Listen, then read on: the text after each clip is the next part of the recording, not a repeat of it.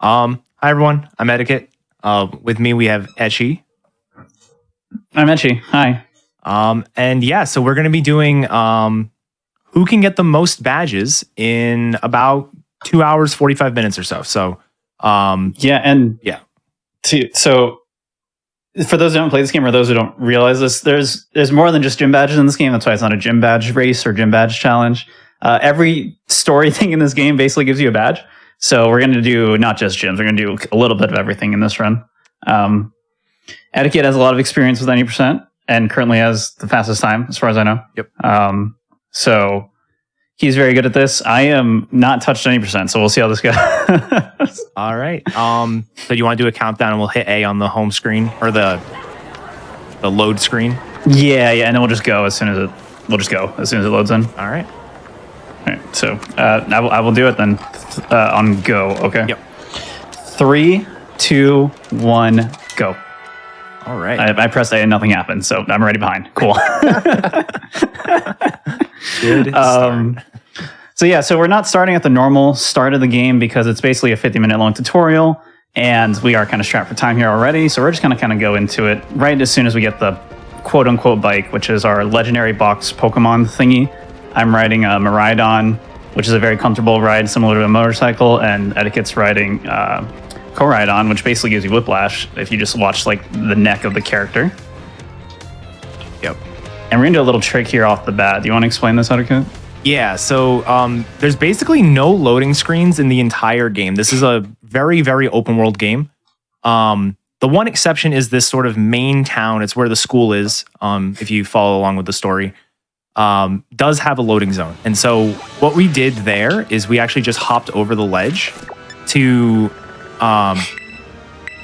exit the loading zone area, but without doing a little cutscene. Normally, either one of your rivals is going to tell you about whatever task you're heading toward. But we obviously don't want to do that, so we just sort of void out, if you will, and get kicked out of the city. So I actually did it twice there. Once on one side of the city, once on the other side. Once you do it once, you get a fly point. And so that's why I did that. Yep. And for mains, we're both using just one of the starters for this run, or at least starting out with one of the starters. I'm using Sprigatito, the grass starter. Yep. And I am using... And I ran into a Pokemon. Go ahead. I'm using Quaxley, which is the water starter. And I'm actually I think we're both doing something very similar. But one thing that this game did, in addition to being open world, is kind of gave you access to a lot of ways to boost your experience outside of normal battles. Those being rare candies and experience candies. And so it's a little bit tough to do grinding in this game otherwise. So we're going to be sort of running around collecting a bunch of candy to give ourselves a bit of a boost. And we both should be doing our first sort of like badge pretty soon. Yeah, so what do people usually call this? Like around the world? Is that what we're doing? Yeah. Right now our bike, our ride Pokemon is quite slow and doesn't really have a lot of capabilities. So the first thing we're actually going to be doing here is getting access to the dash ability for our starter, or our ride Pokemon. The techniques are called Herba Mystica, which stands for HM. Yep. And that's basically what they are. So you can get things like dash, climbing, swimming / surfing, I guess, if you want to call it like that. And my game just keep running into things that pop up, but it's okay. My game froze there for a second. Nice. All right. So I'm doing something here I haven't been doing at any percent, and I don't want to say it out loud because I think it's a good idea. We're also hiding strats from each other, just so yeah. I mean, I can also just look at Eddaket's stream. Don't do that. But so yeah, because we both kind of like, obviously this isn't like a speedrun category that a lot of people are doing or anyone's doing right now, because everyone's just kind of focusing on 90% at the moment and like some of the individual quests. So right now we're kind of just doing what things we figured out on our own. We're just kind of messing around with it. and my Sprigatito refuses to attack things, and it's because you have 1 HP. How did that happen? What did you do? I was like, why isn't it killing anything? Yeah, there's a way you can grind in this game called the mechanic is called Let's Go. It's sort of like auto battling. Your Pokemon gains less experience for it, but it takes way less time. So it is very nice. Leaderboards are not up so yet. Under leveled. They'll be up soonish. Yeah, so I'm trying to get my Sprigatito up to level 12 right now, basically to try to evolve before the Titan fight we're about to do. Ooh. And my Sprigatito is also getting his butt kicked right now by every one of these wild mons. I do not know why this is going so poorly. All right, so I'm going to go ahead and... I should have enough levels for what we're going to do here. So this is Cloth. Cloth is the first Titan. There are 5 Titans they have to do, and like Etchy said, they give you different abilities for your ride Pokemon. This one gives you Dash, so it's really nice. But one thing I did there is I trigger the Cloth ability, or the Cloth movement, because as you noticed just now, the overworld kind of still moves while you have the menu open. So rather than doing all this candying before reaching the Cloth, I trigger the Cloth to start moving and then open my menu. It saves like a little bit of time. It's not much. And now that I'm level 17, I'm going to go ahead and teach Water Pulse and Aqua Jet.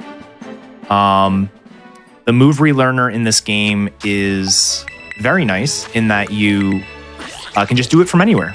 So we're going to teach that and Water Pulse. I'm also going to go ahead and do this. Please tell me this is a potion, please. Okay, as an X defense, I guess. No, that doesn't help me. It's a little dicey, but we'll try to make this work. Sprigatito got his butt kicked by a lot of the fights. So I'm kind of low on healing supplies. I'll just save to be safe. Should be okay, but sometimes you can get trolled. Also, one of the things I used there was a hasty mint. Did you pick up the mint? Yeah. On your end? Yeah. Yeah. I picked it up. I haven't used it yet. I have plus defense, right, which is kind of nice for this. Oh, that's good. So basically, mints are a thing. If you played Sword Shield and played the LC, you probably like drowned in them. But basically, you can get them immediately in this game. They're just in random places, or you can buy them later in the game. But basically, they just force your starter to be, or your mon that you use it on, to be a specific nature, which is pretty useful for speedrun purposes. And I'm actually going to pick up another mint later and use it on this guy. Now it's Cloth time. Yep. So Titans have 2 phases to them. I just did the first phase.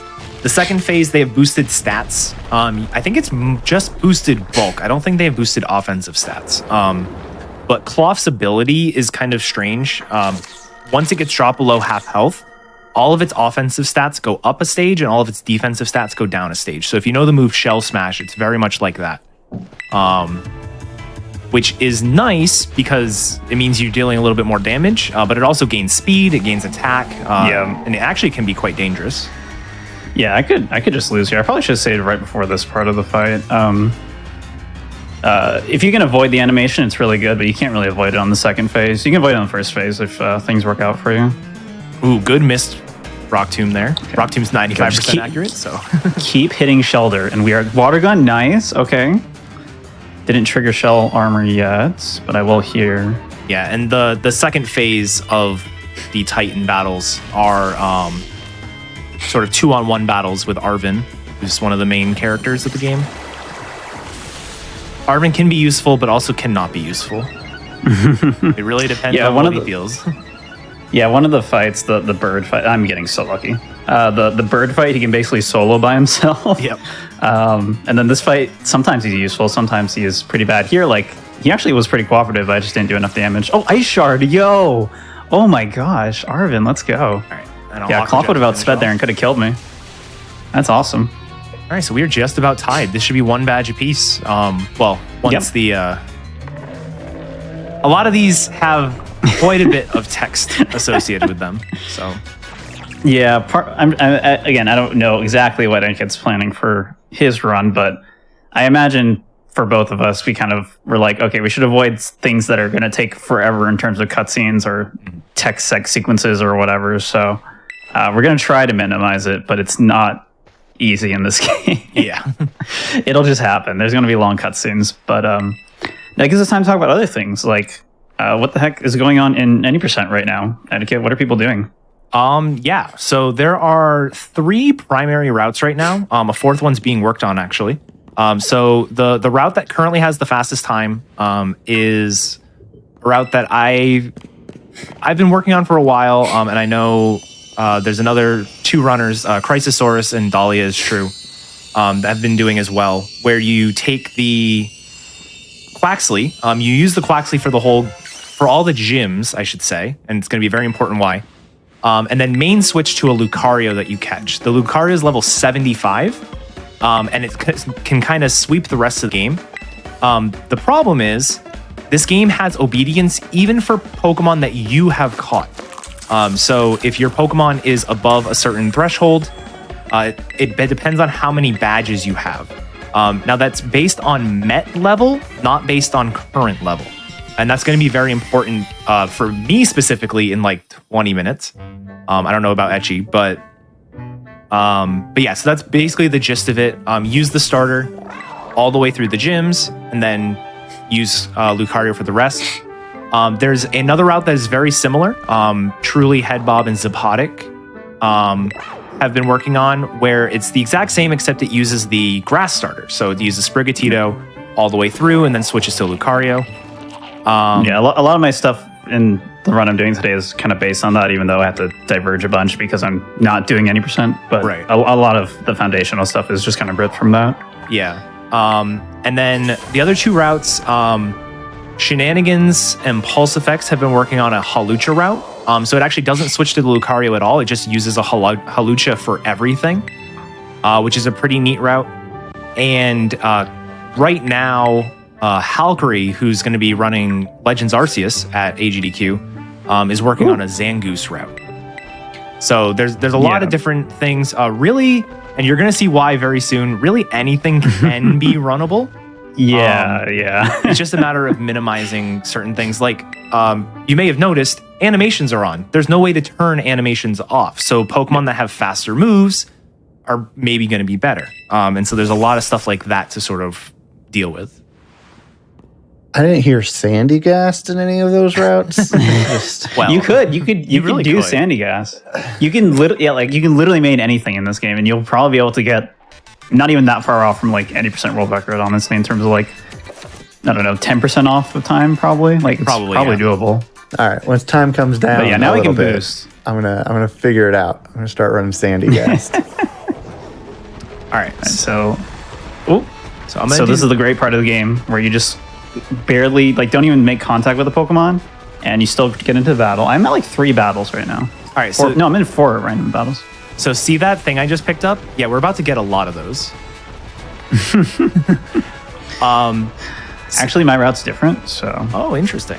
No, I'm just kidding. I am also getting a ton of candy right now. Yeah, so because this game is open world, it's the first Pokemon game that's truly open world.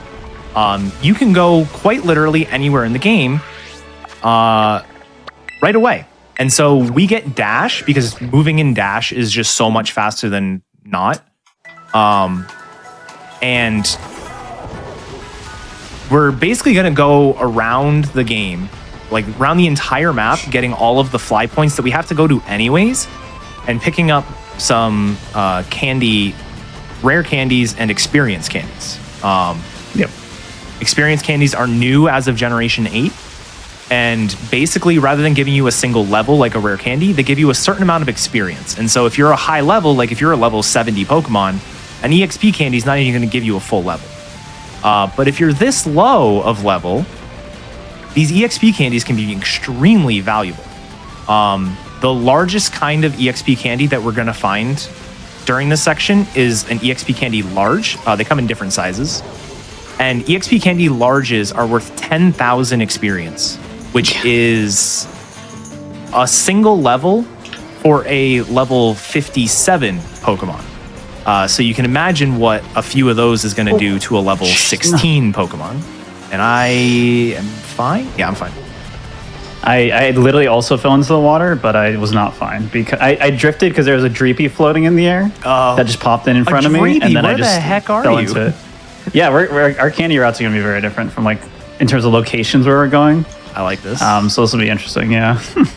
Also, cities do numbers to your your frame rate. So Yeah. try to avoid them as much as possible. Yeah. There's some ways to like mitigate how many frames you're dropping at any given point. Usually it's by looking up or down. I don't know how I didn't hit that Pokemon. Also, Pokemon just popping in front of you all the time, which makes movement a nightmare. Here's a sandy gas for you. Yo, what? You're driving away. Why are you driving away? No. So sorry. Had to be done.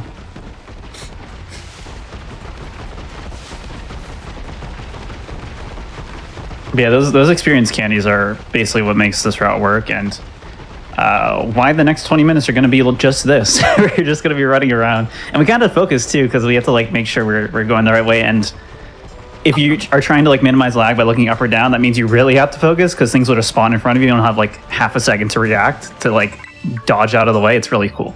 It's really fun. I forgot to buy a very important item that lets you run away from Pokemon. Oh no.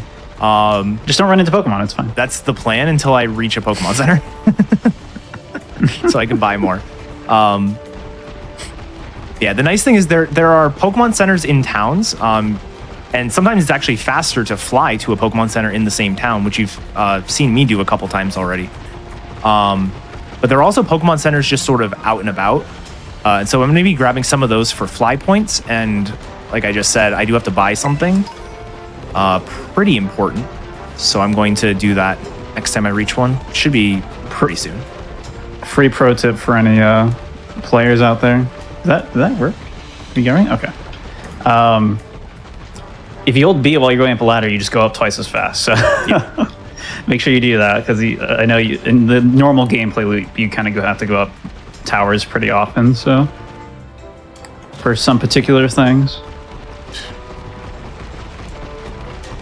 So I'm at the point where etiquette was like 2 minutes ago. Again, just different routes. So I'm very interested to see where etiquette goes in a bit because he made it sound like he's gonna do something funny soon.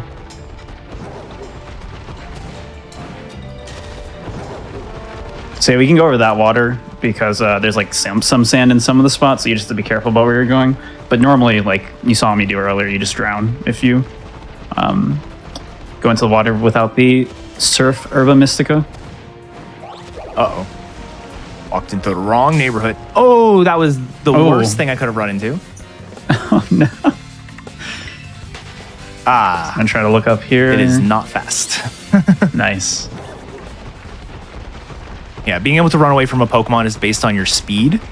So if you run into something slower, like that Hariyama there, you'll just have a better chance of being able to run away. If I run into like Doug Trio has its own problems with Arena Trap, but if you run into something fast like a Doug Trio, then it's really hard to run away from. So I'm going to grab these Pokédolls, which will let me run away. Yeah, I grabbed those at the first center because it is just so much less stressful if you get by those. So there's no reason really not to, unless you completely trust yourself and the game to not spawn enemies on top of you. Yeah, I normally buy them before the school, which is why I forgot to buy them now. That makes sense. All right. This is my favorite song in the game because it kind of sounds like a RuneScape song. Are you in the Good. where the Steel Titan is? I am north of Iono's town. Yeah, okay. Yeah. You can't ask me like where things are on this map yet because I just don't know. I just know where the things I need are and when I need them. Cameron, this game likes to not cooperate sometimes. There we go. Yeah, sometimes it also just like gets permanently kind of like messed up until you like click in and out of it. It's really weird. Yeah. So this is going to be, we're not doing this a ton, but this has been getting a lot of popularity on Twitter. So this is BLJs in a Pokemon game. So any slope that you can slide down, like I just did there, if you just turn around and hop backward, the game does not have you slide. So you can just hop right up. So we're going to do that to grab a couple items there. I'm going to do it to just bypass a long route around some area soon as well. Yeah, and that's... I'll be going to that exact same spot in a second. Yeah, it's pretty interesting that, like, a lot of past Pokemon games are very, like, stingy about giving you things like EXP candies all over the place and, or, like, good moves all over the place. And this game's just, like, they're all here. You just got to find them. Yeah. Just go. Have fun. I mean, in their defense, this is the place I'm in right now is a pretty high-level area. These are Pokemon are, like, level high 30s, low 40s right now. So I'm not supposed to be here yet. It's just the game doesn't prevent you. I'm gonna drop down here and grab this Pokemon Center. I don't think I'm gonna do the thing attached to this Pokemon Center yet, or obviously not yet, but during the run. But I like to have the option. Yeah, there's a couple things I've skipped where it's like I'm sure I won't have time to go back there later, and I'm gonna end up having time to go back there, and I'm gonna get punished. I'm sure. Because so my entire route is very like theoretical. I have not actually tried this route at all. Yeah. I was basically just gonna follow like almost any percent route, and then I just had some ideas this morning, and I was like, I mean, it's probably fine. I'll just try it. Why not? Yeah. Meanwhile, I'm gonna be following mostly my any percent route. There's some things I'm gonna do out of order. But yeah. All right. Did you also grab acrobatics from this mountain? I didn't. Quaquaval can learn it via level up, so I just I just relearn it. Yeah. So yeah, this same mountain is also where I can grab acrobatics, which I actually don't think I will actually end up needing for this specific run. But I'm just gonna grab it and teach it just in case it pops up. But yeah, I don't think it'll actually matter. Like the places where I would use it, I don't think I'm even gonna be able to have time to go there. Please go. Thank you. All right. So I'm not going to be doing this gym right now. So every gym has a gym test. Oh no. No, I was trying to. Oh my gosh, I'm trying to BLJ up this, but I hit like a monster on the way up. Please get up. Thank you. Oh, that was amazing. Okay, please let me off this mountain. Please stop the slope. Okay. Fine. Everything according to plan. Sorry, go ahead. Yeah, no. So every gym has a gym test. You can kind of think of it like a puzzle, but they're usually way more involved than puzzles have been in the past for gyms. Some of them still have the whole just fight these 3 trainers and that's your gym puzzle. Yep. But a lot of them are a little bit more unique. They do a little bit more. They put a little bit more effort into masking it this time. Yeah. Sometimes in Sword Shield, they just gave up and were like, here's 3 trainers, go. Yeah. But so the way that every gym pretty much works is you enter the gym, you get a little cutscene, you start the gym test, you leave the gym to do the gym test, you come back and you can fight the gym leader. I'm going to be starting a couple of gym tests, but not actually completing them yet. Just because it's a little bit better for like where you fly to when you get to the town. It's closer to like where the gym test is versus the actual gym. So you'll see me enter the gym a couple times. It's also, not time-wise, but it is very nice to just have like a little bit of a break from movement so you can like look over and read chat or something because it's really tough. You have to focus so hard in this part because you have to avoid things. It's so bad. Grab the center. You get the fly point for a Pokemon Center if you just step on the pad surrounding it. The exception is towns, and the exception to that is Alfornada at the bottom of the map. You have to step on the pad at the Alfornada Center, which is just stupid. Oh. Where am I going? Oh, and we talked about this before the show started, but if you were watching my screen in that last section where I was grabbing candies, you may have noticed I just randomly got snow, so the game ran significantly worse, so I just lost a lot of time randomly. Yep. It's really cool. Weather in the game is completely random. Yeah. Time of day kind of is too. It's strange. All right, so our routes are already going to diverge pretty hard here. I'm not going to go there till later, where Eddaket is right now. I am instead going to also start this gym challenge, and then I will kind of cut ahead to where Eddaket's probably going to go soon.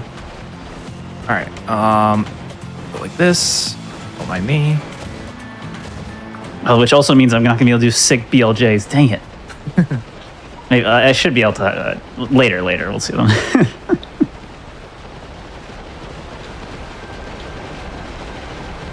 Please don't slide The gym down. challenge in this town is normally we have to fight like a bunch of trainers to learn the clues, but we are just going to cheat and know the clues by looking at our notes. So we can skip all the trainer fights there. But we're still not going to do it yet. We'll do it in a bit. I definitely was wondering when I played casually whether or not you would actually have to fight those and get the clues, or if you could just go and do it.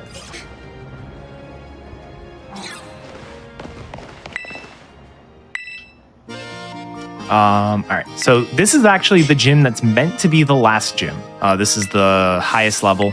We're gonna do it, I don't know, maybe like third or something. But just again, starting the puzzle now.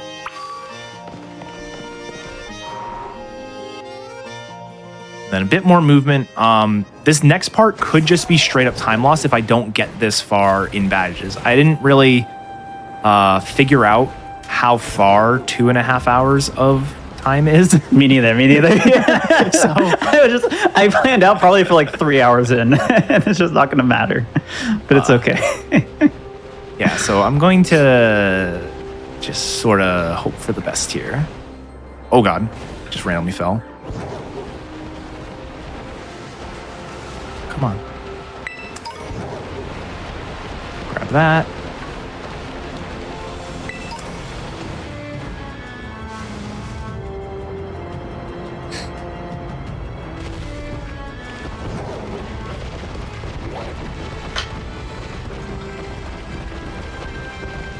Yeah, this movement I'm doing here is a lot of movement to get a few more candies, and also basically one Pokemon Center to fly to later to do one Starfall base. So this is probably not actually worth doing right now. And you're getting a lot of candies out of it, so Yeah. It's also really punishing to mess this section up if you fall off to the the right. You just randomly slide all over that thing. It's like the most uneven surface in the game. It's messed up. Whoa. Thing of flow. Speaking of uneven surfaces, I'm gonna push an olive around for the next, hopefully just like 1 minute, but sometimes this thing just takes way longer.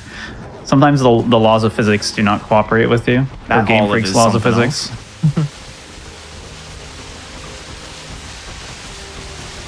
Ah! Pokemon jump scares, holy moly.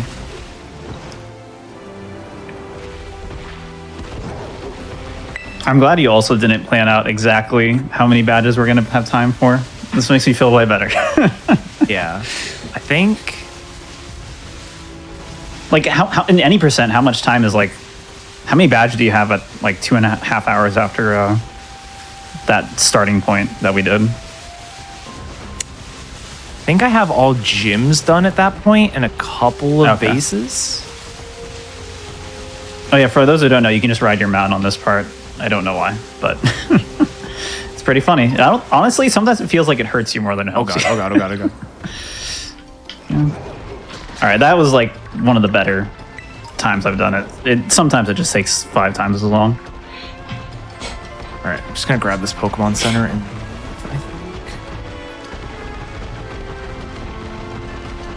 is that right?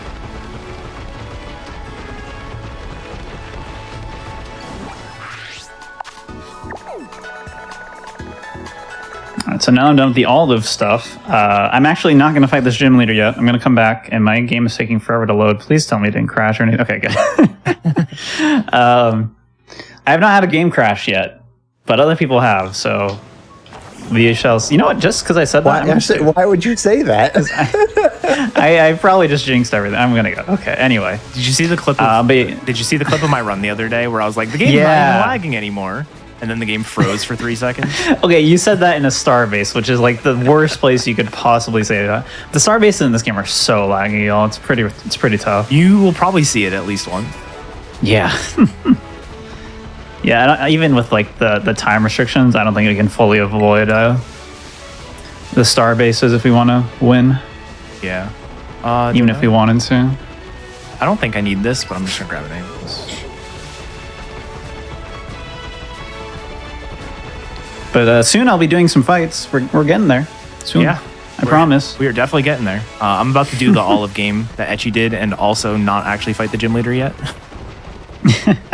Yeah, I tried to get like a more thorough timing about like it being worth it. And like, I think it's like 2 seconds better to delay the gym fight and just fly back for it later. But that 2 seconds doesn't mean anything because like that could just be a performance. Like, oh, the game just like randomly dropped less frames this time. So you don't really know. Right, exactly. It's tough. It'll hopefully with a performance patch we can have a better. It'll be a lot easier for us to actually time some things. So right now it's kind of hard. There's a lot of things we'd like to test, but it is not really a good use of time. Hopefully I do not forget any candies. We'll see. This is the candy I almost forgot where it was last time. This is not it. No, it's over here.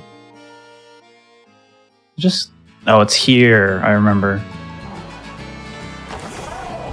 Yeah, one of the kind of awkward thing about the candies is because you've got like large candies, which are 10K experience, and medium candies are 3K. If you do something like skip a large, you could fix it with like 3 and a little bit of a medium candy, but then maybe the overflow of experience doesn't matter because you can just rare candy afterwards. So like cutting out candies and stuff is actually quite like a math problem. Yeah, you really don't want to, especially the L's are just like, if you skip an L, you take an L. It's pretty bad. Yeah. It's just so much experience. The good thing is by this point, there's so many of them that we just know of that if you do forget one, you can sub it out pretty easily, but yeah.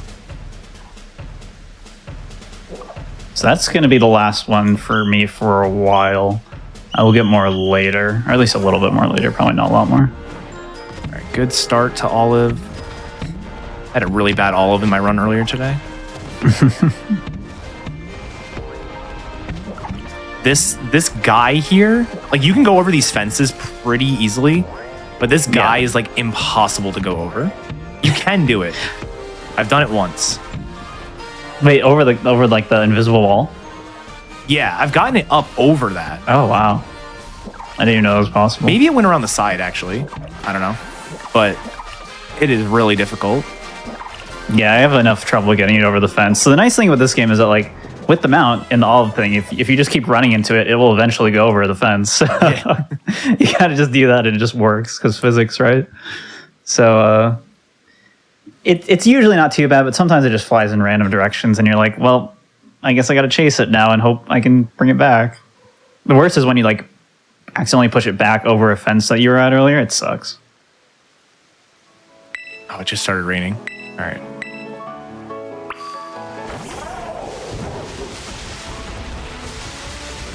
Okay, so now I'm at Alfornada, and I said earlier we're going to do some fighting soon, but first we're going to exercise. Oh, God. At least... But before we do that... At least... he has some menuing. We made this... Or I say we. Community member New Amber made this gym test so much better than it was. Yeah. See, I'm going to throw in all these candies. Is that the right amount of stuff? I think I'm good. I think I'm good.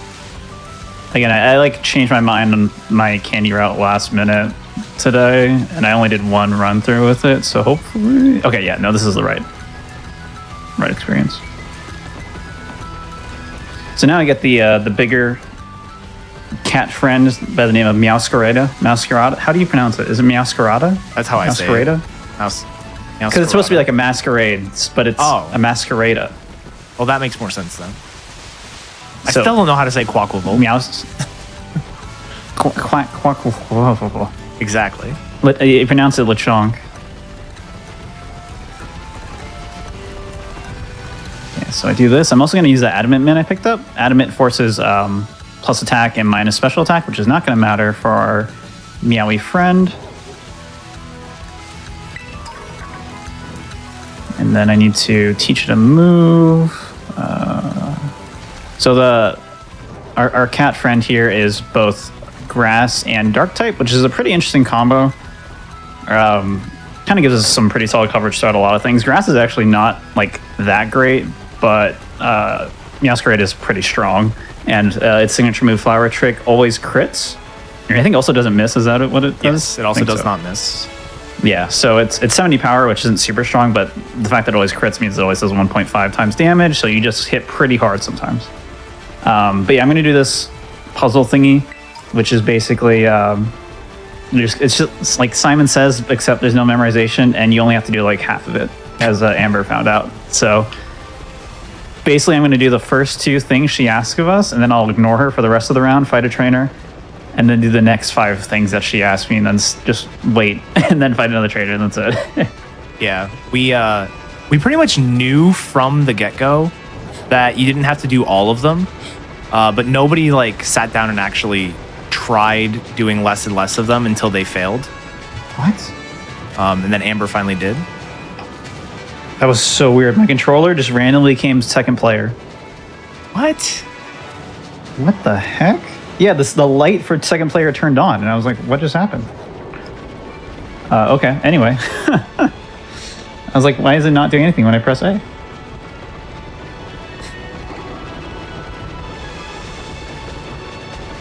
And yes, this is easily the laggiest part of the entire game. I don't know why. Logically, this should not be the laggiest part of the game, and yet it is. So watch Eddaket screen while I do this part, please. I'm evolving, so That's still smoother than what I'm doing. Well, since you're evolving one of the new Pokemon in the game, this is a perfect time for us to talk about who your favorite new Pokemon in this gen is. So, Tinkaton. But wow, okay. Best Pokemon. We should really have just done a Tinkaton race, honestly. I may have routed in Tinkaton to what we're doing today. Oh shoot! You beat me to it. Dang it! Crap! All right, I'm now routing in Tinkaton to what I'm doing today. I need one more thing. Wow. Okay. That's why I did. You can route it. You can route in Tinkaton, but you can't route in a Sandy Cast. I see how it is. They're in the same place. Honestly, I picked up an Ultra Ball. I probably could have caught it. Like if I just yellow throwed it, I probably would have gotten it. Well, you're both wrong because the best new Pokemon is Bramblin / whatever Bramblin evolves into. You don't even know the name. You can't call it your favorite. Well, it's still the best because it's just a silly little tumbleweed that's a ghost. It's great. I do see one in chat that was Orthworm. That is a good choice. Orthworm is very so good. That is very good. That was my first favorite Pokemon until I found Tinkaton. But now that everyone likes Tinkaton, maybe I should go back to Orthworm being my favorite to just like be a little bit more unique, you know? I do also legitimately like Revavroom. Revavroom is really cool. Good. Yeah. It's pretty funny. I like it a lot. It moves so fast in the map too. Yeah. It just kind of flies around. And I really like the Team Star Revavrooms. Mm-hmm. They're cool. Yeah.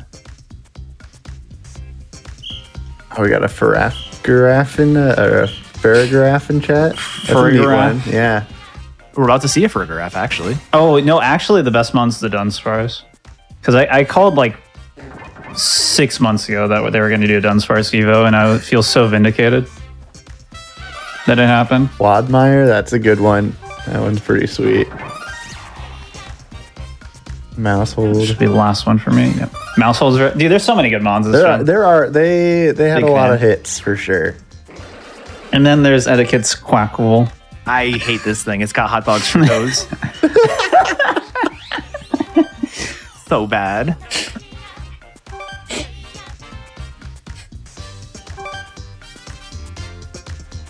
Scovillain's a great Pokemon.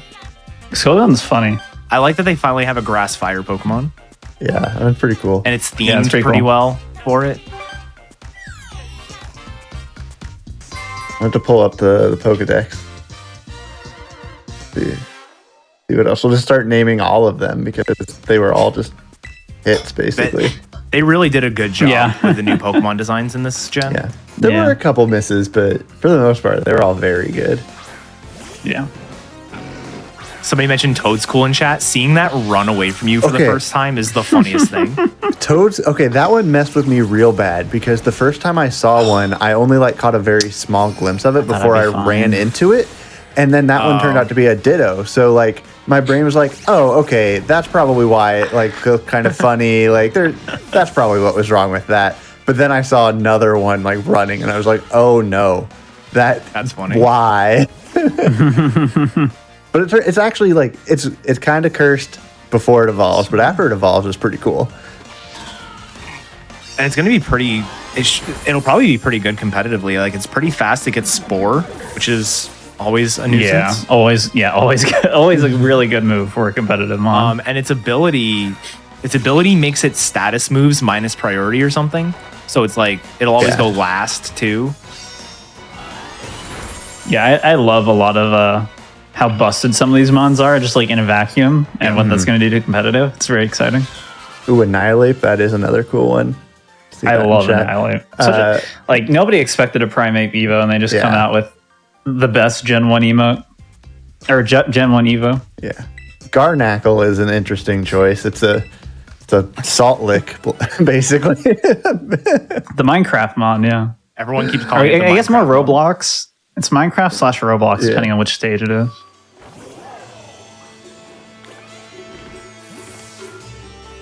We will likely see Larry in this run, and Larry is one of the best characters in the game.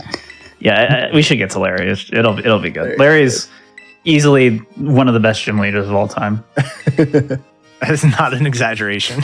Yeah, It's so funny that everyone's like, "Oh my gosh, I love Larry so much. He's so good," and he's just like. He's just like us, for real. He's just a normal guy. I have a very conflicted relationship with Larry because I had to do his gym like 8 times before I finally got through it because I went left first, unlike you were supposed to do, and I ended up there as like my 3rd gym or something, and it was bad. Oh yeah, that's tough. So this is Tulip. She is the psychic type gym leader. And we didn't really talk about gym leader stuff yet because we haven't fought one. This is the first one. But basically what's going to happen is similar to like Sword Shield, they're going to kind of play pretty normally their first few mons, and then their final mon, they're going to use the new gimmick called Terastallizing, which we also haven't really talked about yet. Yeah. But basically what that means is if a gym leader is a psychic type, their final mon's always going to Terastallize the psychic type, and that applies to every gym leader. So they can throw out like a Teddy Ursa, like the bug type gym leader does, and they become a bug type, which is very interesting. Yeah, and it's guaranteed to happen. And in all cases except for one, it actually just straight up changes the type of the Pokemon. Like one of them is a dual type that just sort of loses one of their types. But in this gym, for example, the final Pokemon's a Florges, which is a fairy Pokemon, but it's going to turn into a psychic Pokemon, which is really good for Etchy because, you know, fairy is better than dark, so the fact that it changes into psychic is really good. My theoretical route change is already punishing me. I've already missed 2 one-shots, but it's okay. Is Farigiraf just like super bulky? What is the deal with him? I'm very surprised I didn't kill. Did it hit you or did it reflect? It hit me. Okay. I missed but I just didn't one-shot it with Night Slash, even though it's like stab 70, you know? Yeah. I'm very surprised. Finally missed that range. That range is like 10 and 16 worst case. On the Grumpig? On the Grumpig, yeah. I also didn't kill the Grumpig. Let's go. I have to report back to say that Bramblegast is the name of the evolved Bramblin. And of course you like it then, because it's just Sandygast. It's Sandygast, but it's just the same thing. Yeah, that's so good. Also, Wiglet, Cursed, Wugtrio, actually kind of cool. It gives me real strong... I like Wugtrio. Wugtrio gives me real strong Shuckle vibes. Like, it just kind of feels like a Shuckle. Wugtrio sure is a Pokemon. Oh, come on, dude. Really? Oh, no. Oh, I just lost. Wow. How? What? That is so unlucky. At like 1 HP. That's so bad. I'm not gonna... Oh, that puts me so far behind now. Ooh. At least you don't have to redo the gym test, but... Yeah, jeez. Okay. What do we do now? I have like no items still. I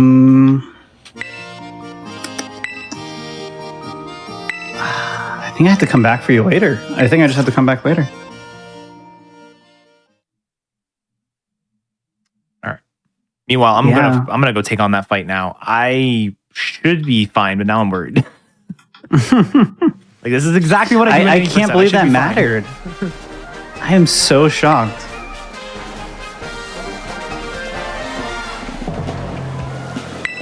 If I grabbed like one more candy, I actually would have been fine because 53 would have fixed all these ranges. I'm 52 right now. I just really expected Scarlet to just like, dark type, Night Slash, Psychic Gym Leader easy, yeah. And I guess not. I guess that is not the case. I'll grab those extra candy. Okay. Yeah, so I'm going to do this now, and then I'm going to go do the Titan, the Bird Titan, Bombardier, and then I'll get another candy after that, and that should make me fine for the next to take on Tulip again. Bombardier is just a bird, but it's such a good name of a Pokemon. That was my first Titan, which was fine because like it and Cloth are both like whatever. But because that was my first Titan, it meant I went to Great Tusk second, which was not fine. That was anything but fine. Oh, actually, I did not consider something. That Great Tusk is busted. Yeah, so my original plan is to kind of go like, now that I'm such a high level, none of the gyms should be an issue. And so I was going to more or less go up the left side of the map and then down the right side.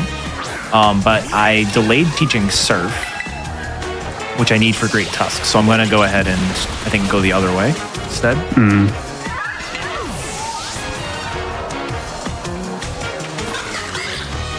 So I should win this battle because this is the first gym leader normally. So they have level 14 Pokemon. So I should be fine here. Somehow dies. That would be hilarious. I mean, you are quad weak to bug. That is true. So this is the gym leader that actually walled me in my casual playthrough because I was pretty underleveled. And this Teddiursa becomes Bug Terra type, right? And it spams Fury Cutter.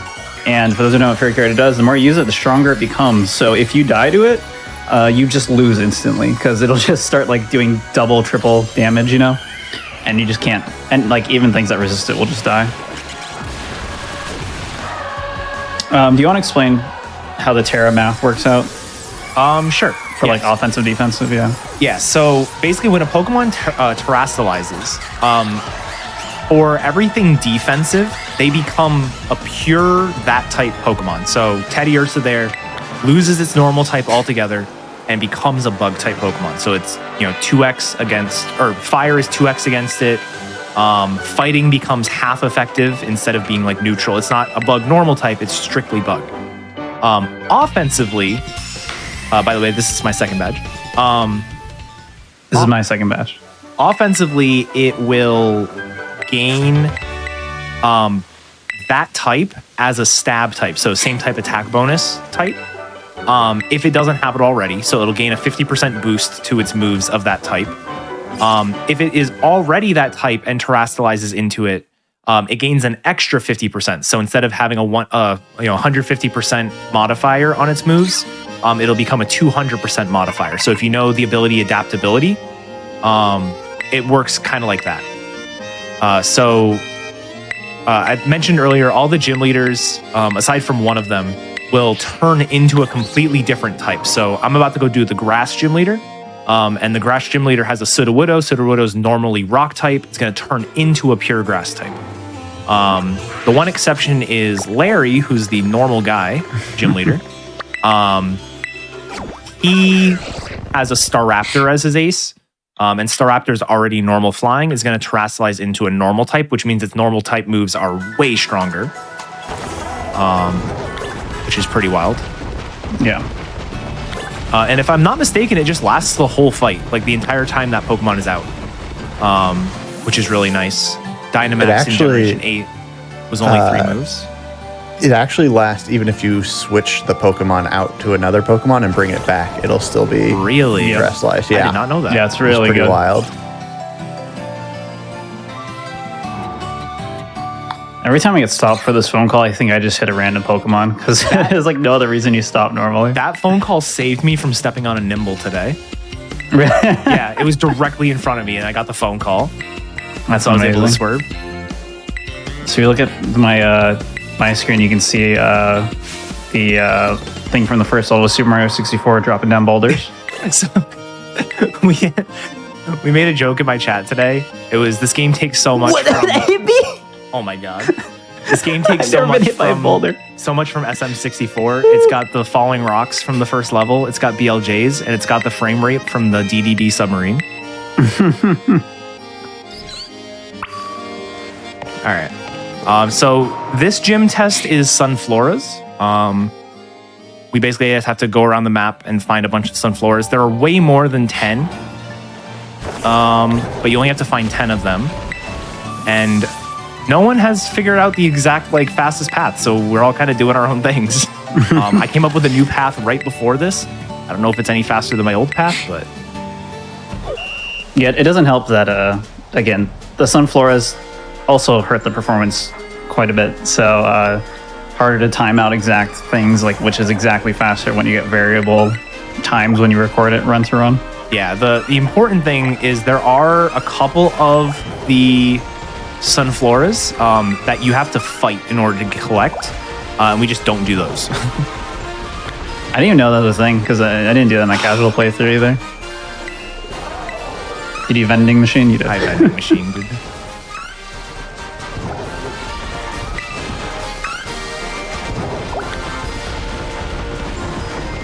Wait, I forgot which way I was going. This is the way. Like that one will try to fight you, but this one over here will not.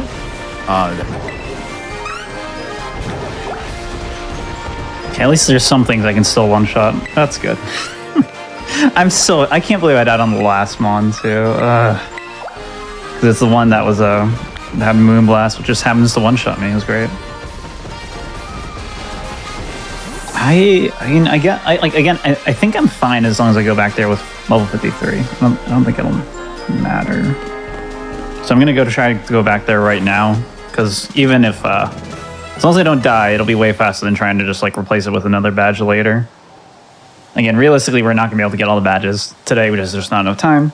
So we got to kind of figure out what's best, what's worse, etc. I legitimately think doing any Starfall bases is just going to be slower, but I might try to do one just to show what they're like. I think I'll get to one, because yeah, my route's gonna be pretty different from yours, so I think I'll get to one. All right. Because so spoilers, but I mean, I can say this now, but I'm not going to the mountain at all. Yeah, I figured as much. Yeah. So for the mountain, there's the two gyms there are they're gym 7 and 8, right? I know. Yes, they are. Grusha's 8, yeah. So I think the Ghost Gym is technically 6 and Psychic is 7, but yeah, they're like the Really? same level almost. that's so weird because they're right next to each other. I know. But yeah, so the Ghost Gym leader, who goes by the name of Rhyme, is a double battle gym, which is very bad for me because I do not have Surf. So I'm going to avoid that at all costs. And then I keep wanting to say it's Grusha, but it's Grusha. Grusha, the 8th gym leader, is going to be kind of scary for me because I'm under leveled. Because I skipped a bunch of... So basically, I skipped a lot of candy by not going to the mountain, which is why I died earlier. I just assumed I'd be fine because of dark type, but it basically locks me out of like that kind of content, and also certain star bases I just want to be able to do the same with some of the Titans. It's just gonna be too hard. And this is the downside to doing any of these Titans too. They're just really slow, but you do get extra buffs and boosts. Most of them aren't really relevant at this point. Like now I can surf, but I shouldn't really have to surf anywhere because I kind of unlocked all the fly points I needed.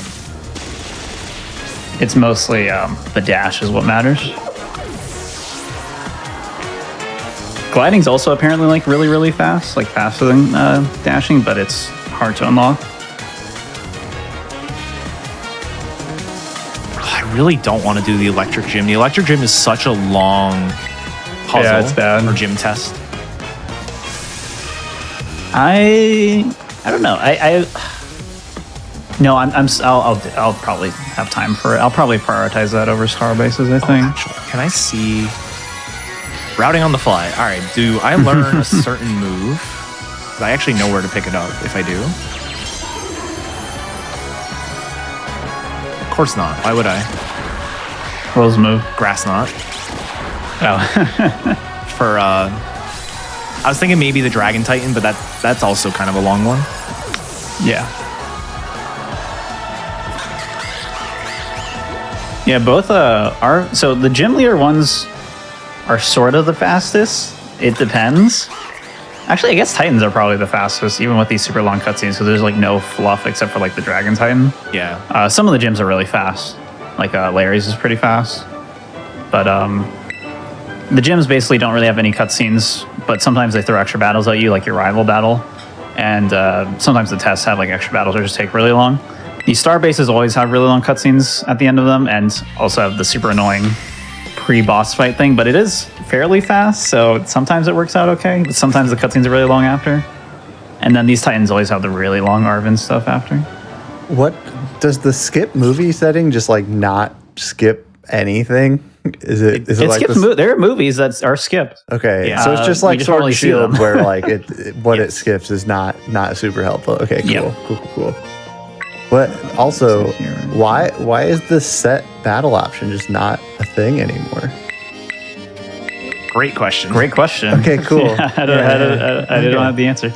Oh, man, I thought of a really good reroute for this today, and I totally didn't do it. I'm annoyed. What I should have done was, I wrote it down too, and I just didn't do it. But basically, since I was not going to the mountain, I should have just gone straight to Cascarafa from Medali Town, and just gotten the fly point while I was there. Oh yeah. Because I don't really care about getting this this Titan either. What was that? I just like stopped, and there was an exclamation point at the main key that was like 5 feet away, but then nothing happened, and then it let me move again. What? I don't think I need this. No, yeah, I want to grab this point. All right, I'm gonna go ahead and teach Surf. Surf is really nice. Normally, I don't. Quaquavel, however you pronounce it, is a primarily physical attacker, and Surf is a special move, so it is not really the best move for it. But there are a couple things in the run that have, pretty high physical bulk, as well as, if I get to it, the double battles later on. So Surf is a good option. And I knew where the TM was. That was on like the second day of the game being out. The reason I routed the Quaxley run is because I knew where Surf was. That was entirely the reason why. I don't know when I should go back for Alfrenata. Or for Tuluk. I guess just after the next thing I do, yeah. Have you gotten like to the next like level up or anything? I have a candy, so I can just pop it now. Or I can just like try to level up and then candy after that. Because I'm like halfway to a level. I don't know if it's really worth it though. Because 53 is going to make... I'm just going to candy. Never mind. I opened the menu as I was transitioning to this cutscene, so it made the noise, but I just didn't get the menu. Can I do it now?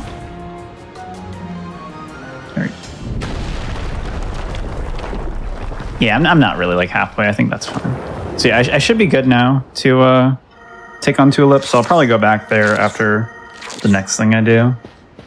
But the next thing I do is also kind of scary, so I should be careful.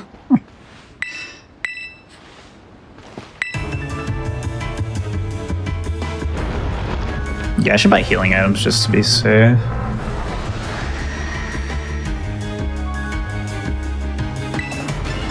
Oh, I'm not going to get the Nimona fight here because I only have the one gym badge.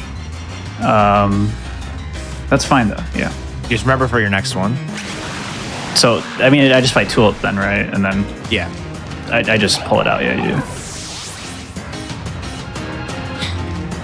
Oh, that's not the right center. I have to go to the... This one. So I'm also going to do Titan here, but I'm going to do the... Iron Treads, which is one of the only version exclusives that's actually going to matter between our two runs. At least for today. What? Take my inputs. No. By 11, thank you.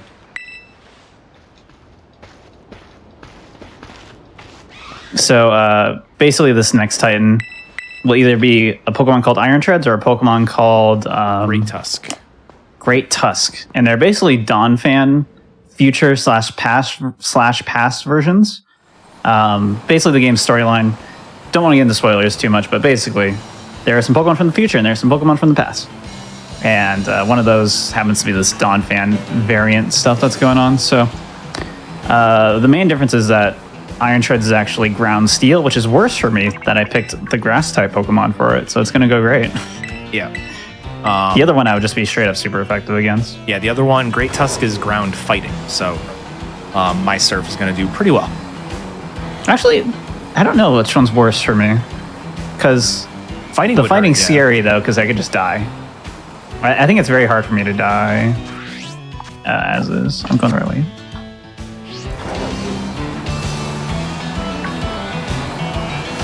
Oh, there it is. You can see him rolling around. He's a big guy. Come on. There it is. All right, 4 badges.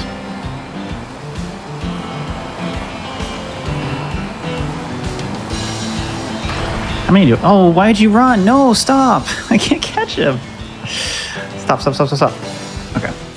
How many badges do I have? I have not been checking. What's the last thing I did? You have 3. I have 3. Okay. And this is my 4th one, right? Yeah. Wait, what are my 3? I had the two Titans and the gym. Yeah. Yep. Also, we'll break here shortly. Probably after you get done fighting this Titan. Yeah, I can do more movement, so that way I can pause whenever rather than getting caught in a cutscene. Yep.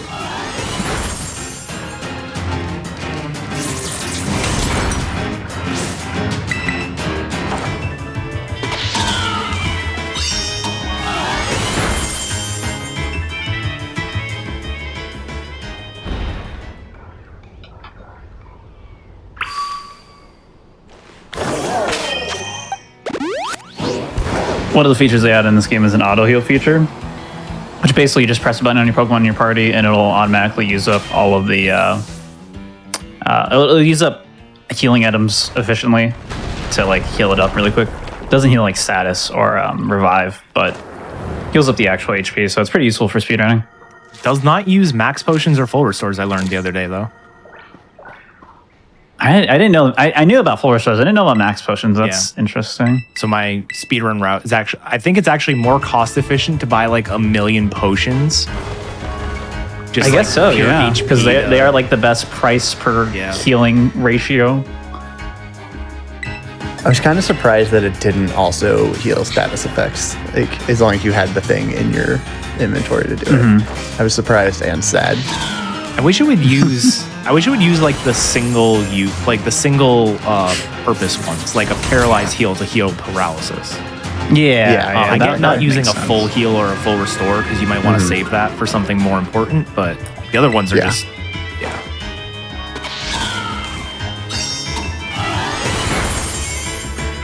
Hopefully, Scovillain, get him. No, that's not enough. All right, well, after this, it'll be fine. So I have the super long cutscene after this. I can just kind of stop during. Actually, I want to stop after the cutscene.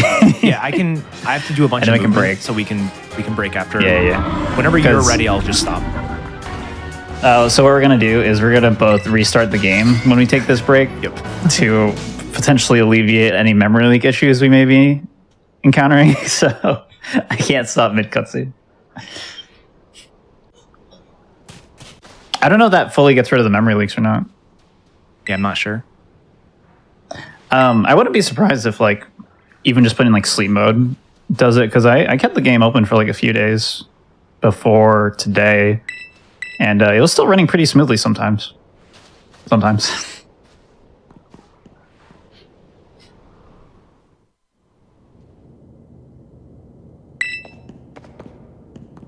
So, what do you get from the Donphan? Donphan gives you Glide. Oh yeah, nice. Not super useful because again, I've kind of unlocked all the fly points already. But if there's any place I can glide, I will do it.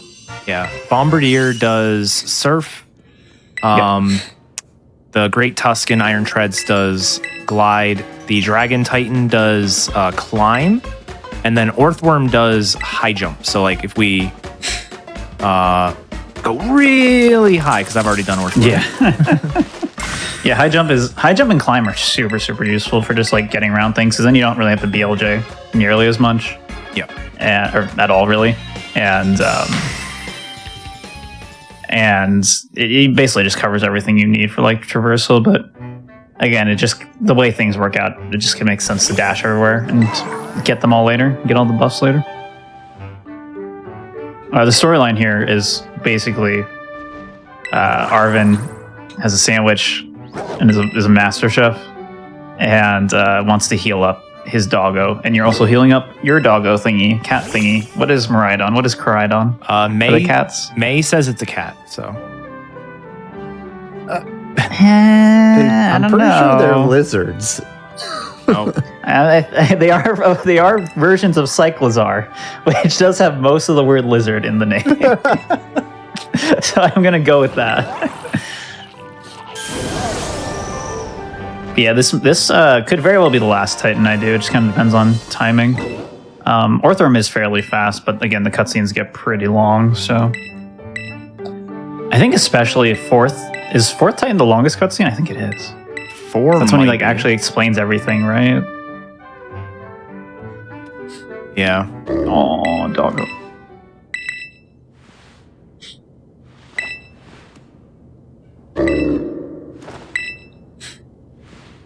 So yeah, I think after this I'll just go do Tulip, and then I will finish up the water gym test that I just started. I'm going to go back and finish that up. Oh, actually, I should not. Oh no, I have to do this now, actually. Yeah, I have to finish the water gym later, and then I'll go do Tulip's gym.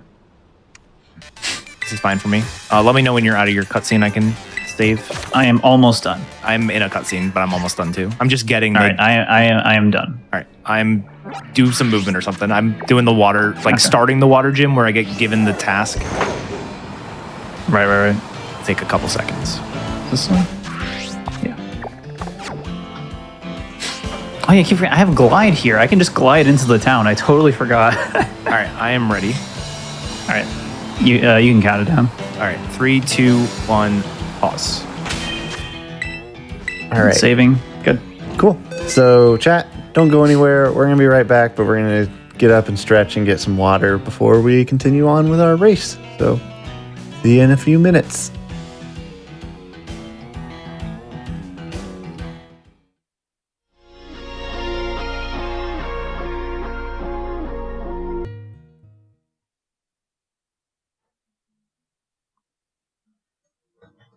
All right, welcome back, everyone. We have a tied race so far, which is super exciting. But before we get back into that, I just want to remind everyone that your subs, Prime Gaming subs, gift subs, and bits cheered on the GDQ Twitch channel help support Games Done Quick, both with our hotfix content like what you're watching right now, and with the costs associated with AGDQ 2023. So please consider subscribing if you've got a Prime sub laying around that you haven't been using or that you forgot about. You could toss it here if you enjoy the content.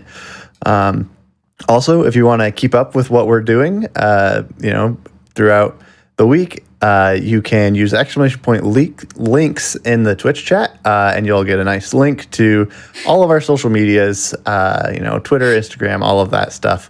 And then you can keep up with us. With that, I'm going to go ahead and toss it back over to our runners and let them continue on their race. All right. I'm just going to count down. 3, 2, 1, go. Once again, it just did not take my aim. I don't understand. Anyway, let's have a new controller coming. So where we left off is I took a detour in between the water gym leader test to get the steel ground titan guy. And it's all over here. And now I'm going to go finish up the water test, which is basically you bid in an auction, sort of, and then you fight a few gym trainers, and then you just fight them. Yeah, and I am currently on my way to do the gym test as well. So we're going to be doing basically the exact same thing. Etchy's getting there a little bit faster than I am, just because where left off. Yeah, I'm gonna grab a couple extra rare candies. I'm not really gonna feed any more into the Quaquaval. But there are some Pokemon I might grab that could use these candies.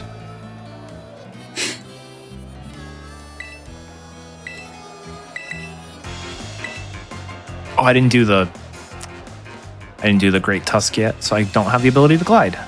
All right. So small little bit of speed tech. There is a cutscene that starts if you go over there because you get to see the water gym leader running away. But if you just like go on the side here, you can avoid that. Canonically, I think you're supposed to give him like his wallet, and that's the gym test. Yeah. So it's a good one. It's a test, all right. Sure is. I guess the auction's like part of the test. Yeah, the auction's the real test.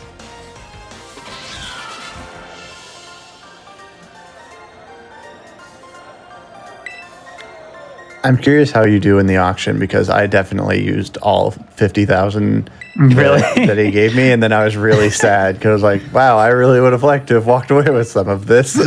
You'll see, but casually I did 40. I got away with 5,000 extra, which was nice, but you can do more than that, and it's really simple, and I will show you.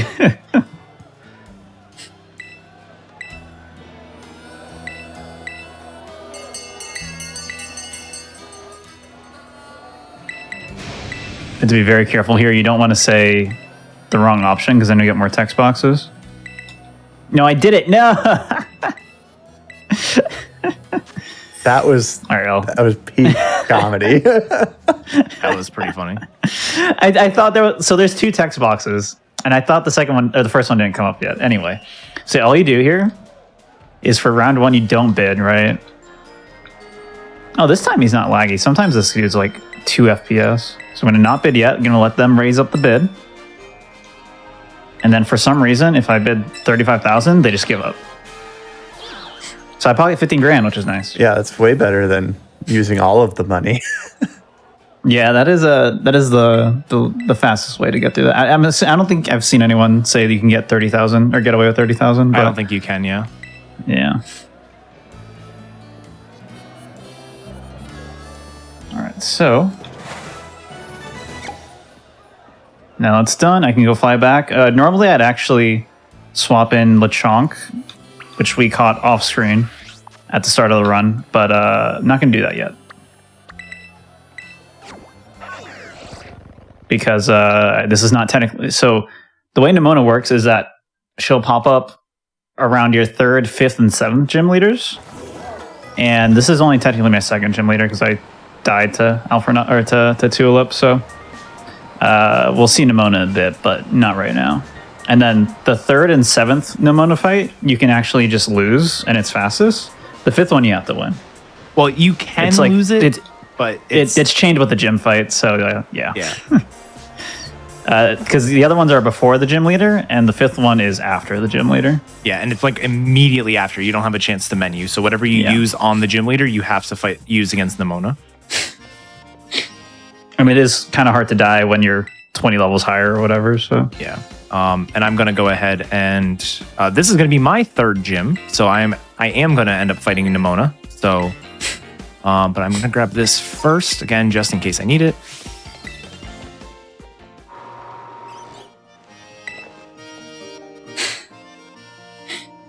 I just got to really remember to switch in Lechonk after this.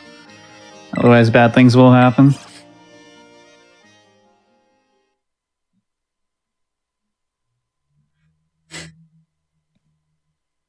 Not the end of the world if it does happen, but then I have to just like win the fight, which is quite a bit slower. Yeah, because like Generation 8, the rival likes to tell you about super effective moves, critical hits, and she terastallizes in every fight. So yeah, that's just an extra animation on top of everything else. Yeah, but at least unlike Gen 8, you don't fight your rival 12 times. It's pretty reasonable. You fight them an appropriate amount of times. Exactly.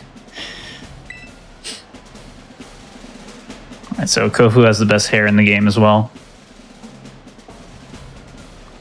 Yeah, she also does brag if she gets a crit. It's...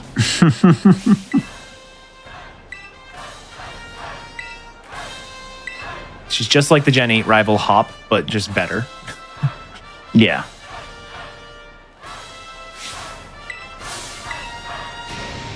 It is also always sandstorming for this fight, and it's really obnoxious for our poor frame rate.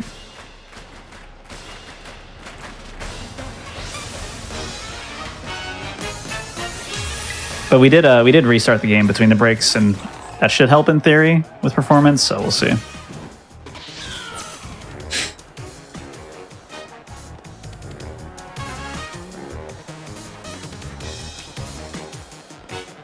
I also like that Kofu feels indebted to us, even though we stole $15,000 from him. So that's good.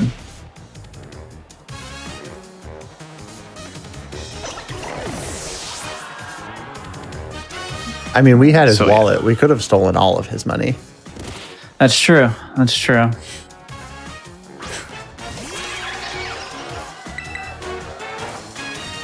No, Lechonk. I thought he had it that time.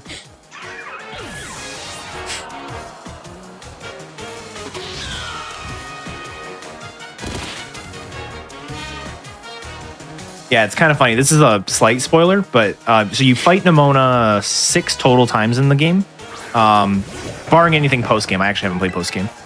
But the only fight you actually have to win is the final one, which would be the best one to lose, just because it's that long.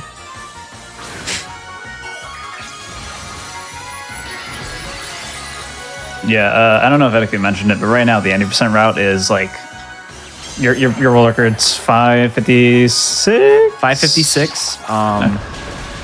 And the run I had today, I got a 557, I think it was. Gotcha. But I think that run, along with some stuff that I figured out during the run, proves that like 540 something is definitely doable. Yeah. The run is still very young. A lot of stuff we got to figure out still, and if performance matches come, then time's just going to go down even more, so that's good. Yeah, and the other nice thing is because the game is sort of broken up into these 3 different storylines, something that a lot of the community members are talking about, and even some are doing runs of, are single story runs. So it'd be a run to do all of Starfall Street, or a run to do all of the Victory Road story. And those seem like the longest one of those, even if we started... So the other sort of discussion with those is like where we start the game, because it's not like an any percent run. We kind of have a little bit more freedom in terms of like, well, we can start it after the tutorial, basically where we started today. And even if we didn't cut out the first hour of the game, those are ranging anywhere from like 2 hours to like 3.5 maximum. Victory Road is the longest one for sure. Yeah, and for a Pokemon speedrun, especially a late generation one, 3.5 hours is a really good length. So I would love for some 1 to 2 hour runs, so hopefully things shake out well with that when the time comes. Super appealing, because that was the thing I loved about Isle of Armor stuff with Sword and Shield, was like that hour and a half time is just like so much better than 4 to 5 hours. Yeah, and just the way the game kind of works out is like that tutorial stuff basically doesn't matter. I need to swap in because our route strategy is just get to level 50 or like 60 with whatever mon you want anyway. I know you just murdered it, eddaket, but Veluza is also a super cool Pokemon. That one ended up on my team. Veluza's great, yeah. Except I ended up with one that had like a normal type terrorization, which was kind of cool, except I kept forgetting that and doing it, and then all of my water moves were not as strong as they could have been, so like that was annoying. Honestly, maybe I should have just tried to come back here later. I don't know. No, because then I would have done Larry next, and you can't, like, Larry would get messed up if I do it third, right? So yeah, or isn't there something weird? Yeah, so Larry is the only gym leader that you don't have to enter the gym in order to fight. Like, you have to enter the gym to do the gym test, but then you fight him by talking to somebody outside of the gym. And the Nemona triggers are all when you enter the gym building. And so if the next time you enter the gym building, is, after the Larry fight, even if Nemona's supposed to fight you before you fight Larry, she'll instead fight you after and not give you a chance to menu. So you have to make sure you never do Larry like 3rd or 7th because of that. Yep. It's super strange. Yeah. I'm actually about to do Larry next, so and you'll see some of the weirdness actually after the fight with the double cutscenes. But this is my 5th badge. 5th, I think. Yeah, I was also at 5 at the last one. Okay. This will be the fastest gym badge ever for me, hopefully, because I rated the test. Please just let me win this time. I don't want to do this again. My main concern now is, so I will one-shot the Florgus, but the Farigiraf can go bad, and that one was not as clean of a, I'll easily one-shot this type thing with a level up. Because for those who don't know, any level that ends in 0, 3, 5, or 8 gives you a damage boost beyond just like your stats. So me being 53 here means I'm going to one-shot the Florgus that I almost killed last time, and then Farigiraf has a chance to die. We'll see. Please just die. Alright, so I'm gonna go ahead and no. I was on the fly point and then it auto-corrected me onto the gym leader on the map. So I just set my destination. Yeah, so this is Larry. Larry's just a normal guy. Literally. And the gym test here, yeah, what you're supposed to do is you're supposed to go around town, fight a few people, get clues as to what the special dish is that you're supposed to order. But the dish never changes. So as long as you know the answer one time, it's going to be the same every time. We're going to go ahead and do that. Yeah, that makes it the fastest gym? I think so, yeah. Yeah, the only downside with it is like the final mon is like the slowest one because there's like an extra cutscene. There's a heck of a cutscene, yeah. Also, all of these people, they will be remembered because they're not there anymore. Don't know where they went. Bye forever. But also, please just die. Larry's not where he's supposed to be sitting. Okay. I hope I don't like crash or something. I'm sure he'll just appear. He'll just pop in like everything else in the game. Yeah. Oh, there he is. Yeah, I told you. All right, so I did kill the Farigiraf. I feel pretty good about this now. That really sucks. If I just got one more level up earlier, I would have been fine for this. But what can you do?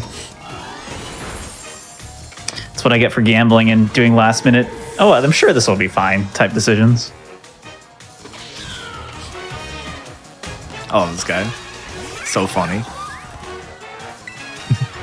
I can't believe the best character in this game, and like a lot of people think he's the best character, is just a guy. That's why he's the best. Nothing about him. Nothing special about him. He's just a dude. And I like that he's in the game that has it's the same game where they introduce Iono, which is just like the complete opposite. A complete opposite character. Yeah. And also happens to be a lot of people's favorite character. I just ate, so let's not go too hard.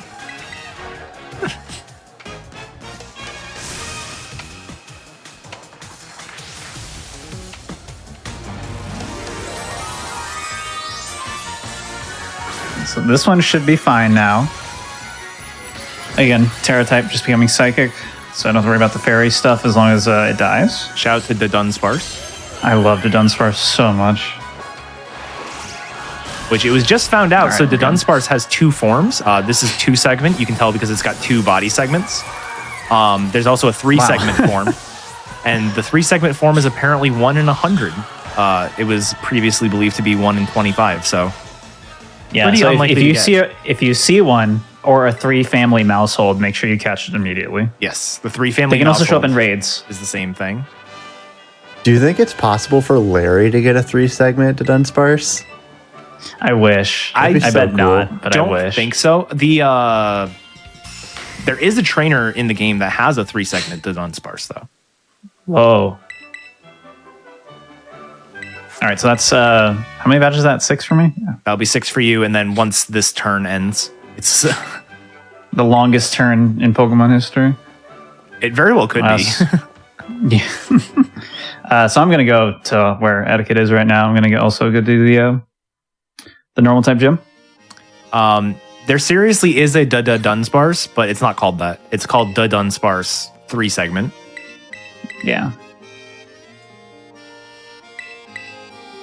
I'm a little bit worried about not one-shotting Larry. I think it'll be fine. Yeah, so here's the normal type Staraptor. Yeah, it'll be fine. And so because it terrestrialized to normal, it loses its flying typing, which makes this close combat super effective. Instead of being neutral.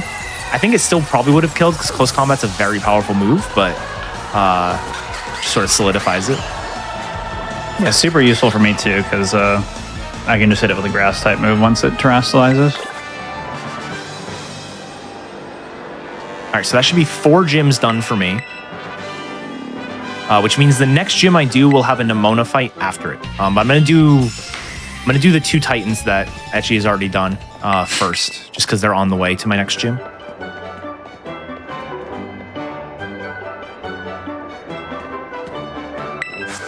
Yeah, and then after this for me, I'm gonna go back and do the grass type gym that Eddaket already did, and also do fun Sunflora stuff.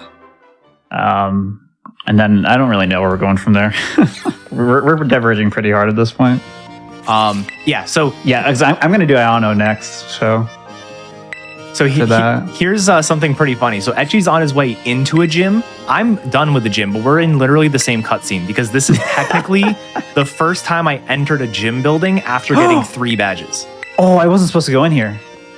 But I guess it's fine. So yeah, I just got the cutscene out of the way. Yeah, so it gives me this cutscene, and then watch my character at the end of this cutscene, because what it's going to do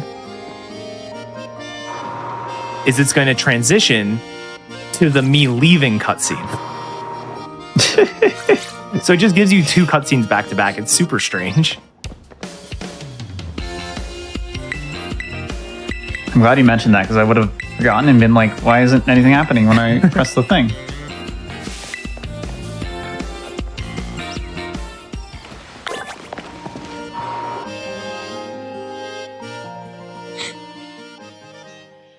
So not the end of the world I did that. I just got 2 extra loading screens, but I was going to have to do that cutscene regardless, so whatever. All right. Let's go here.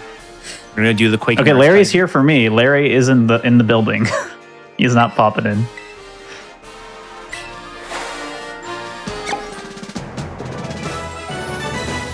Wait. Hang on. This desert always confuses me. Which way am I going? I checked my map like 3 times when I was in there. I think it's this way.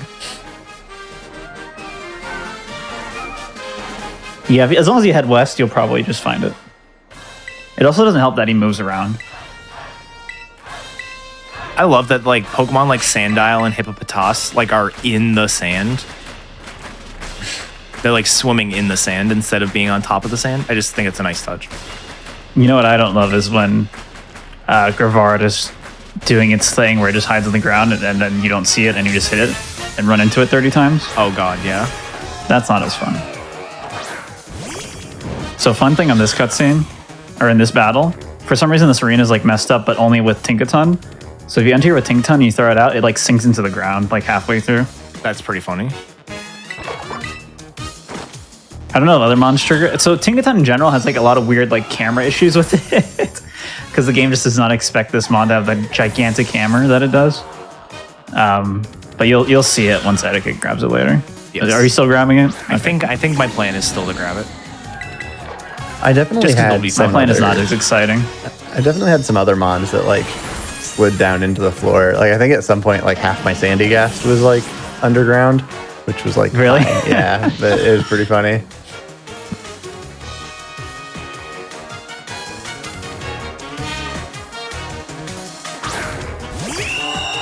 See, once again, the normal Terra type here is going to bail me out. Even with Intimidate, I'll be fine. I shouldn't have said that, but I'm sure it'll still kill. It'll be fine. It'll be fine. And I'm like 5-ish levels lower than you would normally be here with the 90% route.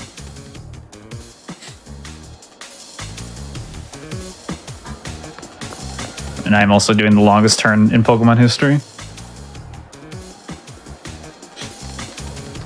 Okay, my special attack's a little low. I hope I get this kill. Oh, so close. Oh, ouch. I wonder if it'd be better. It honestly probably would be. to X special on turn 1 instead of attack. It's fine.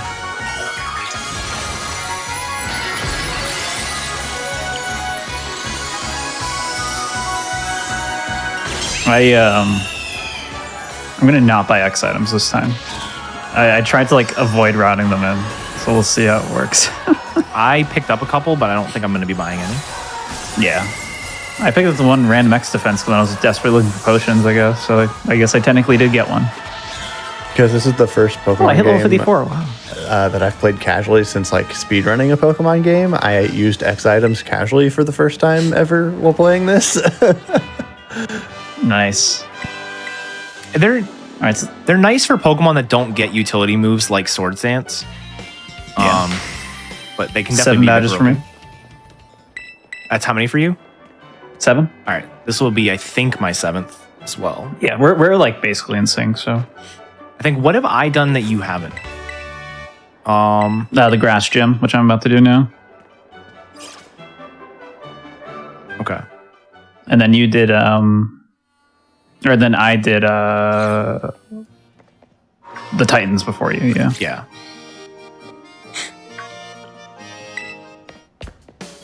So after this next batch for both of us, we will both be fully synced up, right? Yeah.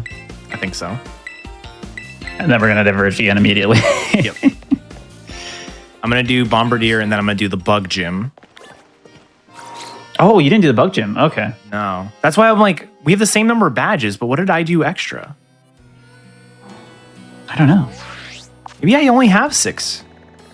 No. No, there's you're way. you're like Oh, I sort did of a badge Orthworm. I ahead. did Orthworm. Orthworm, Oh, that's what it is. Yeah. That's what it was. Yeah, okay. All right, so we're tied up again. I got 7. All right. Oh, I flew to Iono's town. I'm not going to do Iono now. I'm going to try to avoid go Iono over if I here. can. I have to do Iono. That'll give me my 6th gym badge, and then I'm done with gyms for this evening. Which is going to be interesting.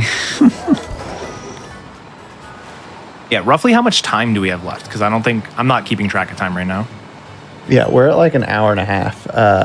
But we have it's 8:40 now, so I mean we've still got like a good hour and 10 minutes before we're gonna call it. Okay. Yeah, there will be time. So you probably will pull ahead of me if you do, especially if you do like if you have time for Grusha. Yeah. Because Grusha's really fast.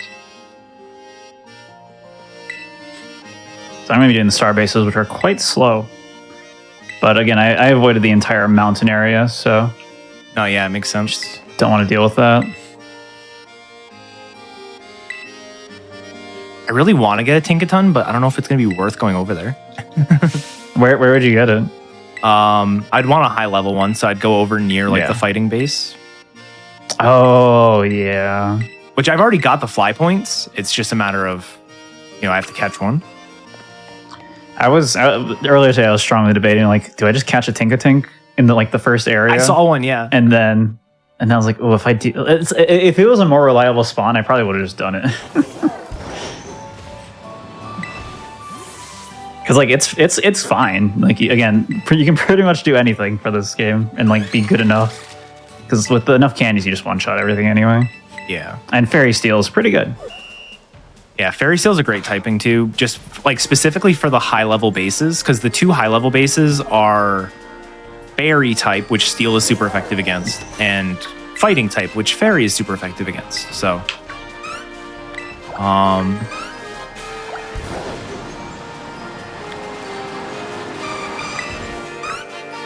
right. Here's Bombardier.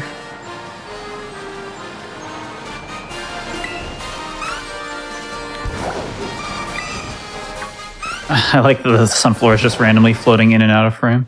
Yeah. This one. It's only 8? Oh, what did I miss? I missed something. What did I miss? Oh, that one. Oh, I was supposed to go around this way, yeah. There's another one that I missed, but I can grab this one instead.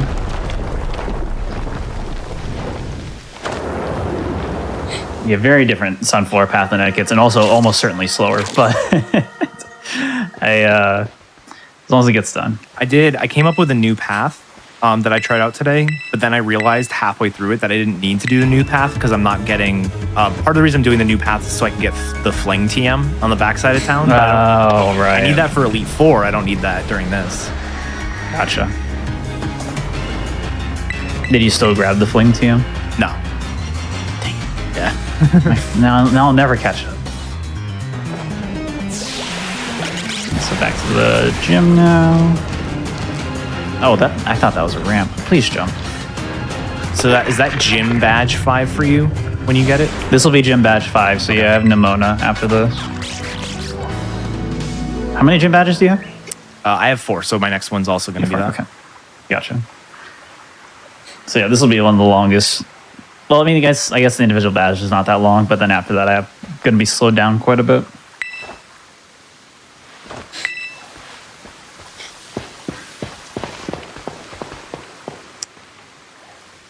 So yeah, grass type gym leader, not really a problem for us. And again, we are also like 30 levels higher than we need to be. Yep. Just going to spam Night Slash and it'll be fine. The Pseudo Widow's annoying because it's sturdy, but it can't really do anything to you. Yeah, so I can say it now because you can't adjust.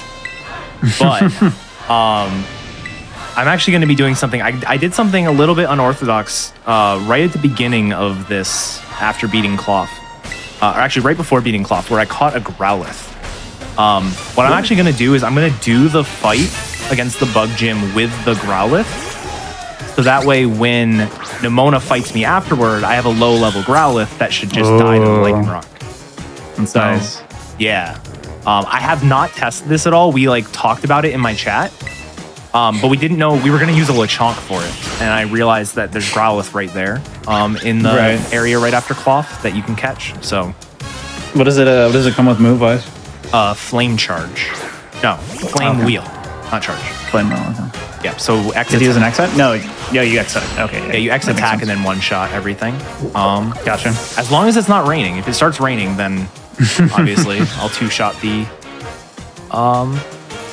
Teddy Ursa, but yeah. If it works out, I'm pretty excited. That's one of the downsides of Fuecoco-based runs is sometimes it just randomly rains and then you lose. Yeah. Yeah, as long as you catch the Growlithe fast, it seems pretty good. Yeah, I found there's a static Growlithe, so it's always there. And there's a nest ball nearby that if the catch rate is the same as it was in Sword and Shield, should be an 83% catch. So it worked today. I don't know if it'll work long term. See? Because one thing that so in Sword and Shield, they added this ridiculous catch thing where if a Pokemon was a higher level than you, could be 1 level higher. It didn't matter how much higher. It would be just a ridiculously bad penalty to your catch rate. The Shield route does something where it catches a high level Drillbur, and it's burned in red health, and it's a 10% catch. It's kind of ridiculous how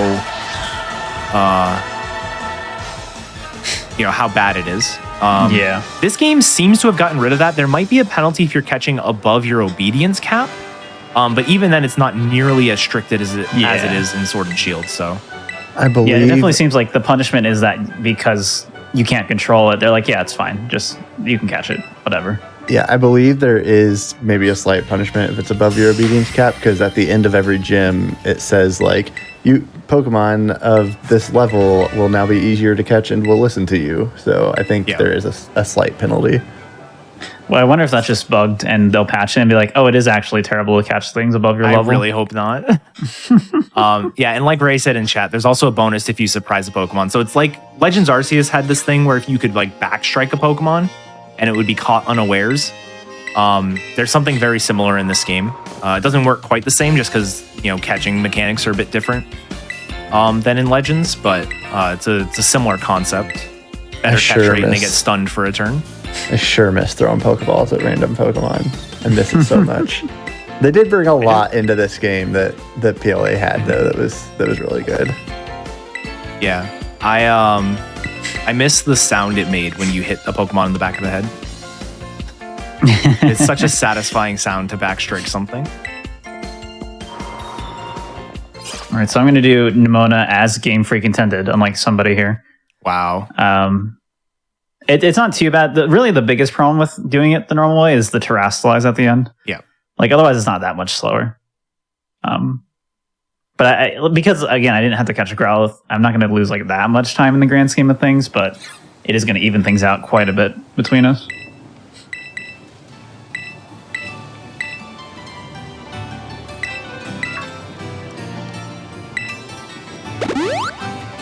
It's also so annoying that Gita heals you before Nimona, so you can't even like try to rig it. So like you have like low HP going into her or something.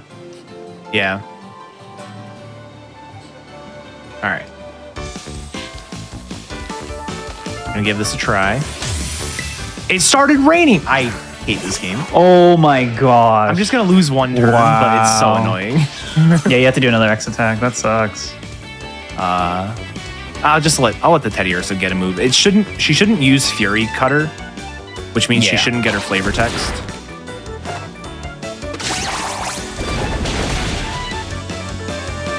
Why is it raining? Because you specifically talked about how it was fine if it didn't rain.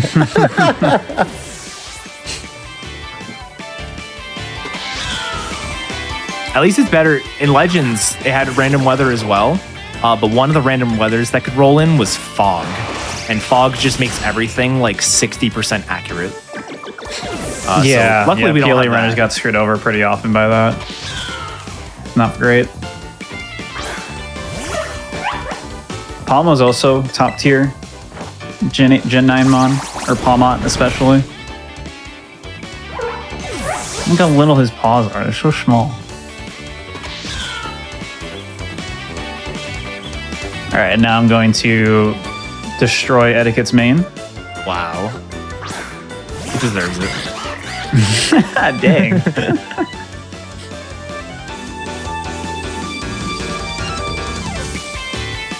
Alright, so after this, I think I'll do the Ice Gym. And then I really don't know what I'll do, because I've done all the Titans I want to do.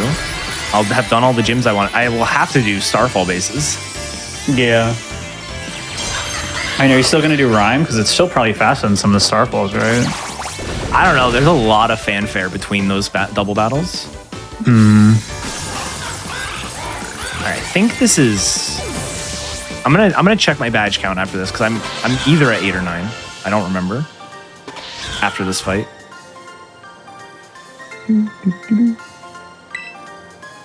Alright, now I can go back to getting some badges. I will unfortunately have to fight the second slowest gym leader. I think Rhyme is slower, but we're gonna fight Ayano next.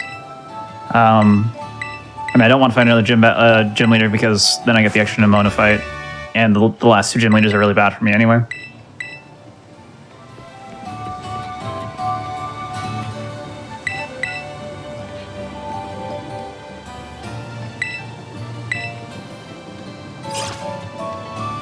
Yeah, Ayano is super cutscene heavy, and the puzzle's also pretty slow. There's a lot of loading too, so Yeah. it is okay though. But as soon as I finish Ayano off, I will have 6 gym badges, which means I can buy quick balls. I'm just gonna buy a couple quick balls, and then I will start doing some Starfall bases. I could also do Orthworm Titan, but I probably will not. Probably better off not doing it. Or at least not till later.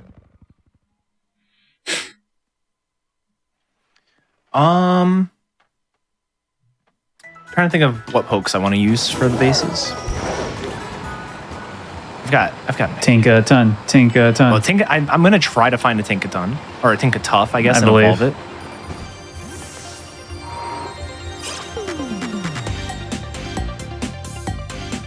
My mons are very boring, the ones I'm going to use for Starfall bases. But they are efficient. Yeah.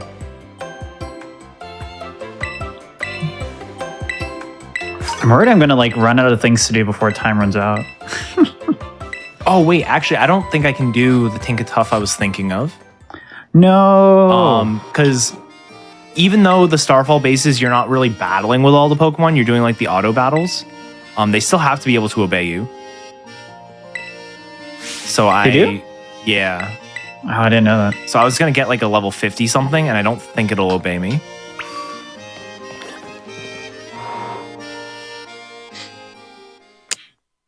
Oh, it's just for raid battles that obedience doesn't matter? Yeah. Gotcha. Yeah, that's another fun trick for people is go catch the level 80 or whatever Lucario and then use it for raid battles off the bat and you'll win every time. Until you get to endgame and then it's really bad. Alright, so here's our streamer, gym leader Iono. A little too real, a little too relatable, a little too close to home. I don't like it. Localizers did a good job with her because like she uses streamer language too much, and I hate it. It's too real. She just needs to throw like a Pog Bones in the chat. The best part about it is she gets like a donation during the middle of it too.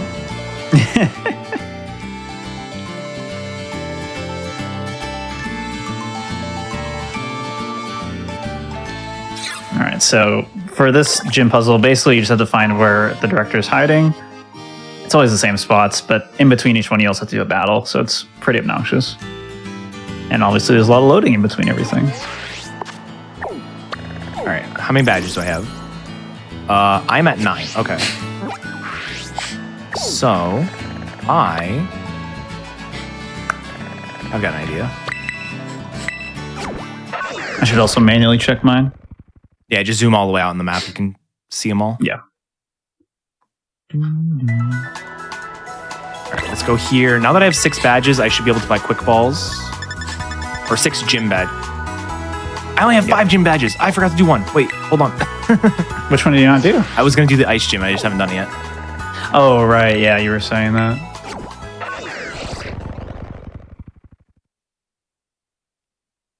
And then I have to go catch something.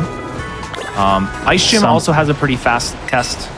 This is just basically ski slalom, but you also don't have to hit all the gates. You just get a 5-second penalty for every gate you miss, and it takes about like 35 to 40 seconds to get down normally. 5 seconds per gate you miss, and there's a time limit of 1:30, so you can miss actually quite a few gates on the way down. Oh, wow.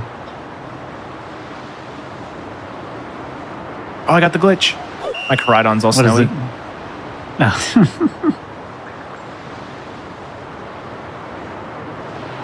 I've not seen that one. Mine disappeared after one of the Titans once. That was really fun. Just riding around on an invisible one. This test is really awkward. Because, like, Koraidon will, like, go fast, but it's not exactly related to the contours of the mountain. Oh, yeah, you can just see it. You're, like, jittering. Yeah. I also like that you can just hit the signs and it's fine. They don't penalize you for it. That's all I did in my playthrough casually, was just hit every sign. There we go.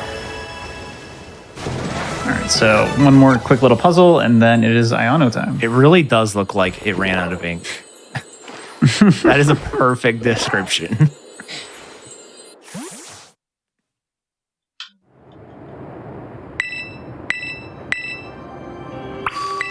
Oh, I do it every time. Nope. Do want to grab boxes.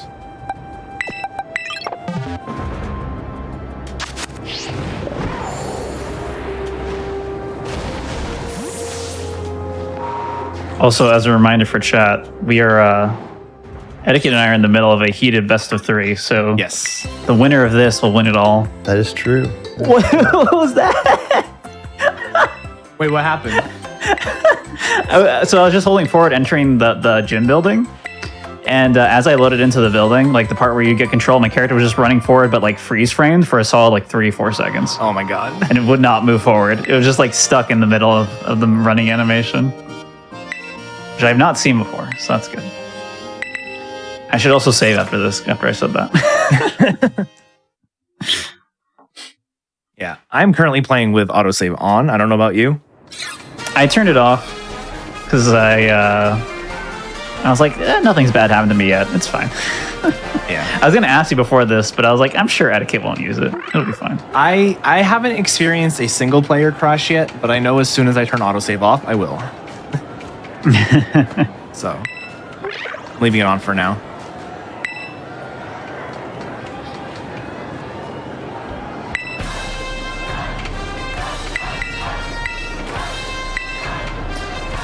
I know, obviously very chatty, so a lot of cutscenes in between this, but once we get into the battle, it's pretty fast. Not too bad. Faster than Larry, at least. Yeah, she also has one of the most interesting uses of terrestrialization, I think, that you see in the run. Her ace Pokemon is a Mismagius, which is a ghost type that has Levitate. Levitate meaning it can't be hit by ground moves. And she terrestrializes it into an electric type, so it has 0 weaknesses, which is really cool. A bunch of the gym leaders actually are pretty creative with their Terra types, which is nice. The Terramons, like the Teddiursa, the Bug Teddiursa is funny. And there's a couple that are like boring, but a lot of them are pretty cool. One that's like really out there is the Ghost Gym Leader will do a Toxtricity, which is just like, yeah, it's just so random.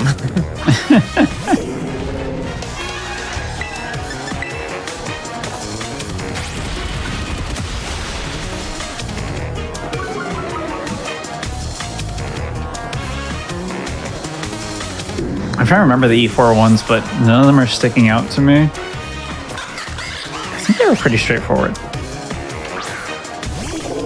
The Elite Four kind of felt like a pushover compared to like some of the gyms. So maybe I was just underleveled for a lot of the normal gyms, and then like not when I got to the Elite Four. Yeah. There is, it was pretty okay. Yeah, there is.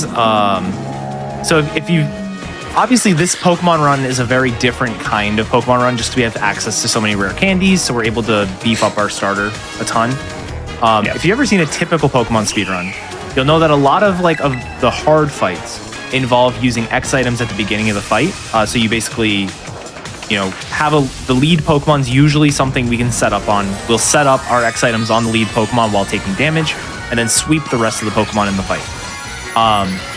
The champion's Pokemon, lead Pokemon, has this ability, it's a new ability, I believe, called Opportunist, where any positive stat changes that the opponent gets are mirrored on that Pokemon.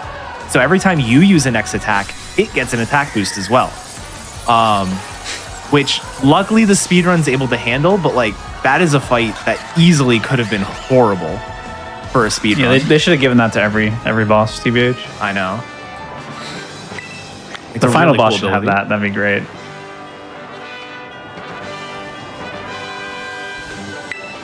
Yeah, the experience bonanza we go through in this game kind of eliminates a lot of the normal Pokemon routing challenges, which is interesting, and it introduces some other interesting challenges at least, but very non-traditional Pokemon run, which I don't think people expected with another mainline Pokemon game.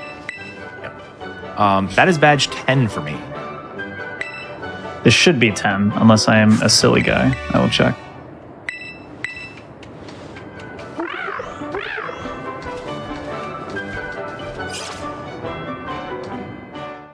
And yeah, as you can tell, that gym took way longer than it took Eddaket to do that gym.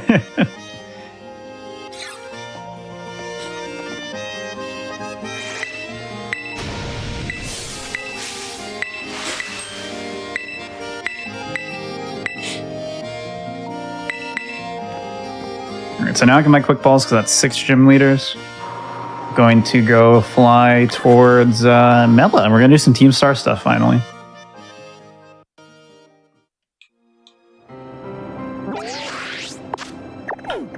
What is my... That's 9 badges? Oh, I lose. Oops. I don't think I can make up the badge I'm down then. I don't know. I think it's just Orthworm difference right now. Yeah. All right, I'm going to buy a couple of these. I don't know how many I'm actually going to need. Oh, shoot. I didn't actually get the quick ball I needed. Whoops. This should still be fine. Just get in. Looking for a specific Pokemon. It's going to be a really funny one. Okay, cool. Okay, I do need to fly back though. There it is. Oh, you're doing it.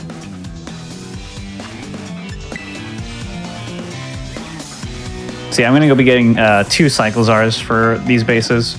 They are pretty straightforward, pretty chill mons, just Dragon Normal. They work out. They're pretty low level, but they're totally fine for these star bases, and we'll get the job done. And I'm catching 2 of the same just so I lose less time in like Pokedex entry time. What I'm going through right now, yeah. There's 2 static ones on the way. I didn't actually have to fly back, but I only had to fly back because I forgot to buy the quick balls. All right, I think I'm just going to go ahead and let's do the fire one first. Does this one respawn? No. Can't remember exactly where it is. Oh, there it is. Ooh, get over here. All right, let's go ahead and withdraw. So these star bases require you to have 3 Pokemon.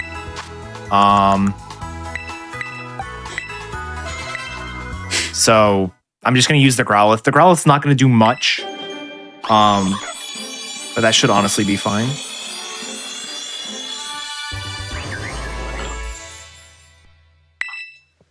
That was so weird. My Mon like grabbed a berry in between me catching and the Pokedex popping up.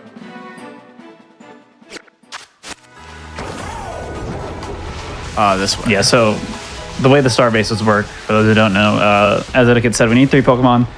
And if at the start of the run, we did this thing called the Let's Go, which is not like the game, but it is a mechanic in the game where you press R and your Pokemon goes out and can like get items and defeat Pokemon for you. And it's extremely limited in terms of like range and how long it lasts and how it works. It's also really kind of weird sometimes. But basically, the star bases, you have to do that for a solid like 2 minutes-ish to knock out 30 of the opponent's Pokemon, and then you can actually do the boss fight where things matter.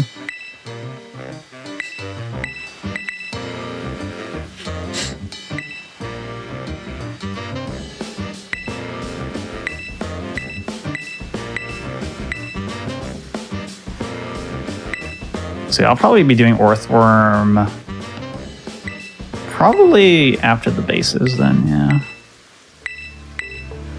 Also, chat, just remember Clive, just a normal student. Nothing weird about him. Kind of the same era as Eddaket, honestly.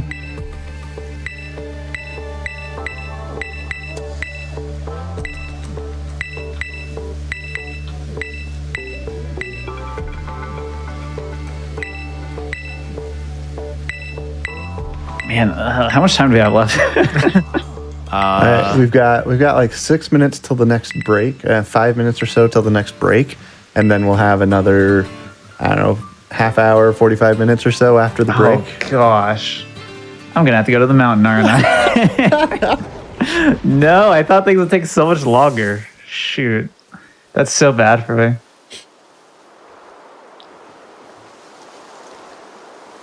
Well, if it makes you feel any better, I feel like all the movement I did after the mountain to get to the fighting base is just going to be wasted. It got me extra candies, but like I don't think I'm using. Yeah. I'm definitely not going over to the fighting base or the fairy base. Yeah, I'm not touching those at all. I'll do everything else. So I think I still have to go. I think I just have to go towards Grusha. But like, I probably have to like. I mean, if I do 3 bases and Earthworm, that takes me most of the way there, and then I'll just try to rush to Grusha and see if I can get there in time. Who gives you climb again? Which Titan? Dragon. Oh, it sucks. Yeah. That would be so helpful for getting up there.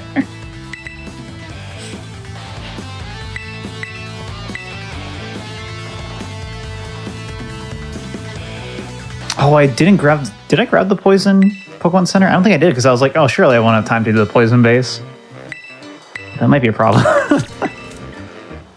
It's okay, I have Glide. I'll get there fast. The problem for me right now is as I'm doing this Starfall base, I'm like, Maybe doing the ghost gym would be faster. But I would have to. I'd have to do another Nemona fight though. Yeah, I mean, you probably will have time to just do it anyway at this rate. Yeah. Because these star bases don't go that long as you can kill the boss well enough. Yeah, it's not the base. Which we're doing the low level one, so we'll be fine. It's not so much the base I'm worried about. It's the all the cutscenes attached to it. Yeah.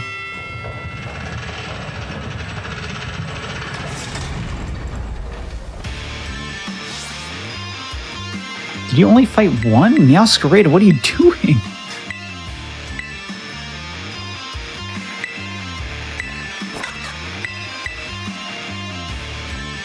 So yeah, like I said, we're going to try to take out 30 of these, and the auto battle thing's very finicky, and hopefully they just cooperate. We'll see though. And this is, what you're seeing right now is like the lowest amount of lag you'll probably see in a starbase in this game. Because the other ones are pretty bad. This one and the first two are usually like fine frame rate wise. My Growlithe really tried here, but didn't go so well. No, tough. Yeah, these Cyclozars, even though they're not super high level, they're good enough to like deal with everything here. I think it's just as they resist fire. Yeah, should be it. Typically, the way that these work in my experience is if you have a decent level advantage, like at least 5 levels, or a type advantage and like roughly the same level, yeah, then you're able to defeat them pretty quickly. But if you are under-leveled or have a bad type matchup, it's not quite as good. That's why I went for the Toad Scroll, because this thing is ground grass type. So ground is good against fire. Ground's also good against poison if I do want to go do that gym or base. So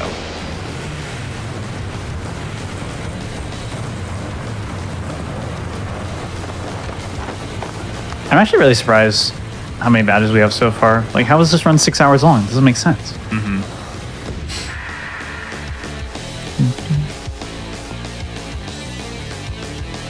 Okay, so I'm just gonna spam Night Slash here and it'll work out just fine. I'm technically doing the second star base here. The first one is the dark type one. Yep. Which we'll do next.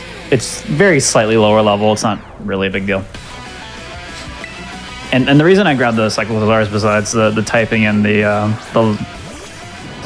convenience is that they don't evolve either, so it's just one less thing to worry about and like waste time on. And they're just good enough for this specific niche run that will not happen again. Even like in all badges run, you would do something else, but also good dodge. That is really good, right? Oh, it's still got it. I didn't know Blazing Torque could miss. Me either. Was that Blazing Torque or was that a different move? No, it might have been a different move. I was not paying attention. But yeah, this is just... Team Star uses these like very heavily modified Revivrooms, which are one of the newer mons. And they all have different types depending on the base you're fighting. So sometimes they can be really bad. They always have a signature move that is just associated with that type. And I have wiped a lot to some of these in my casual playthrough. Yeah. And yeah, this is the problem with doing these, is these cutscenes are very long. Before and after, it's pretty tough. Some of them are much longer than others. Hopefully the ones we do are not too long. I had several of these fights where it was just like me just hyper potioning every turn, hoping for a miss, and it just never missing. It's like, come on, just once, just please.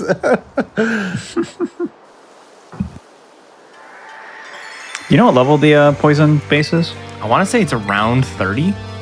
Okay, that's what I figured, yeah. Hang on, I can check. Mella's walking animation will never not be funny.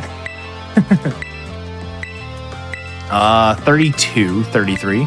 32, 33, okay. Yeah, that'll be a bit of a problem for the Cyclozars. I did not expect to have the time, so I'll probably do Orthworm after the 2-star bases, and then I guess it's still probably faster for me to do the poison base even with 2 Mons that are just going to die.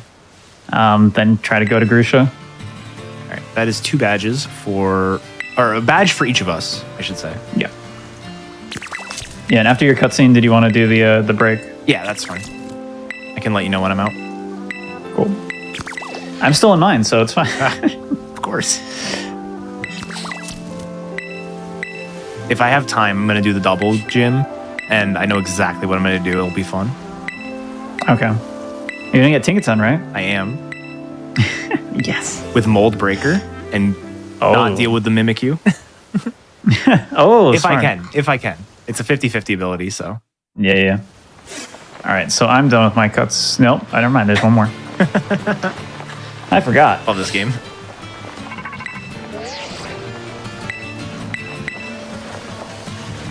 So yeah, what am I going to do after this? I'm going to go to the other star base, and then probably Orthworm. Yeah.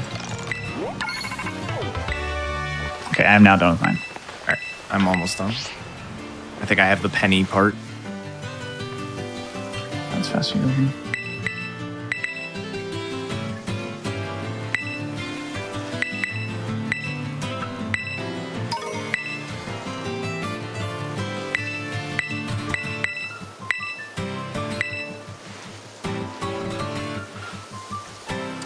All right, I am. Oh, you have to go the other way. I am out.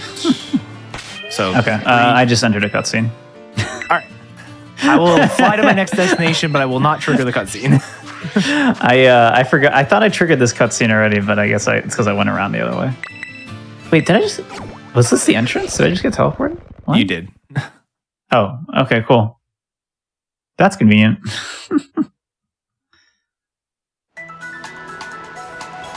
Alright, so as soon as this is done, I'm gonna stay right here and not trigger the cutscene.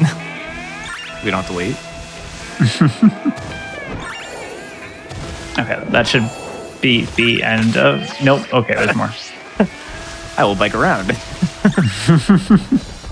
Go. You should have went for the Tinkaton. You had time. I'll fly over.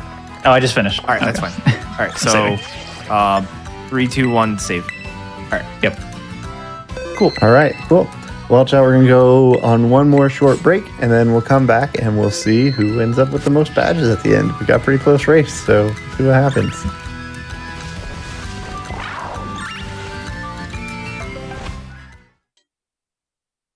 All right, everyone, welcome back. We're just about ready to finish up this race.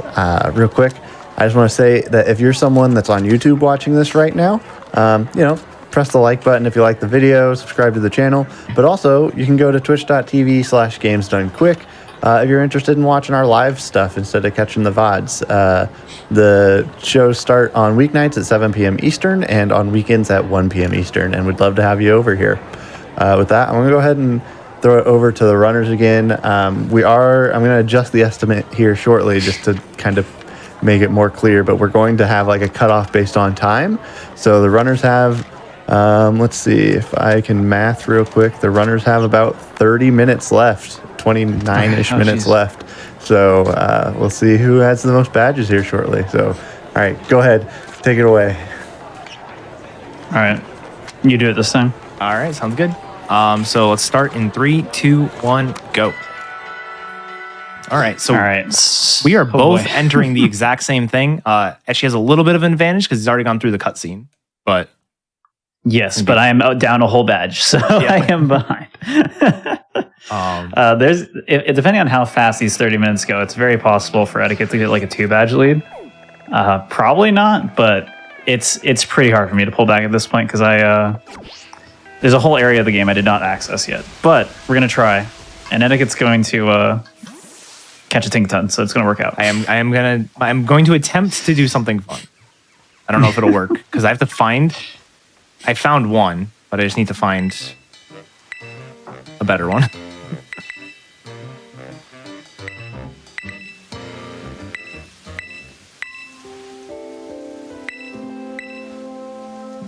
Yeah, these team star bases and like the let's go thing you do before the boss fight is kind of their replacement / answer to like the older games where you'd have to fight 30 bazillion grunts for no reason that were all like really weak and just lost instantly.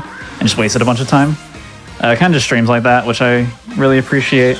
But you still have to fight grunts at every base. It's still not amazing. But anything is better than Sword Shield elevator section, so I'll take it. Yeah. Gen 2 rocket, like the radio tower? Yep. Yeah, that is the best thing about this game is that it... the other thing, too, which we haven't mentioned, is that, like I was saying, the game just doesn't force you to do a lot of fighting that you would normally have to do in a Pokemon game, which I appreciate. There are no required like trainer fights that you would see in a normal Pokemon game where like you have to run across a road and there's a dude blocking the way and you have to fight him. Yeah. All the trainer fights that aren't like story related are all optional, which means we do not do them at all because there are rewards for them, but they're not really worthwhile for us and they're really slow. But it makes things a lot easier. Yeah. So we have to do them. Some of the rewards are actually pretty good. Yeah. But yeah, it's just not really worth it to go out of our way to do that.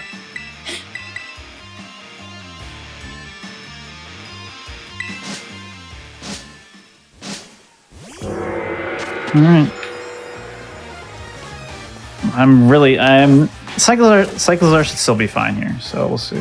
I'm just worried about Cyclizar for the next star base. Where are all the mons in there?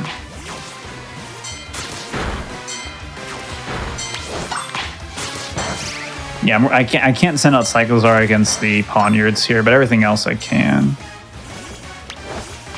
Oh, Sneasel? I guess no. Yeah, Sneasel's fine somehow. Interesting. Might be the level advantage. I don't know what level you got your thing at. They're only like level 19, 20. Oh, I'm surprised. Yeah.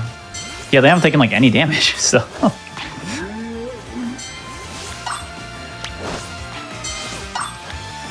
right.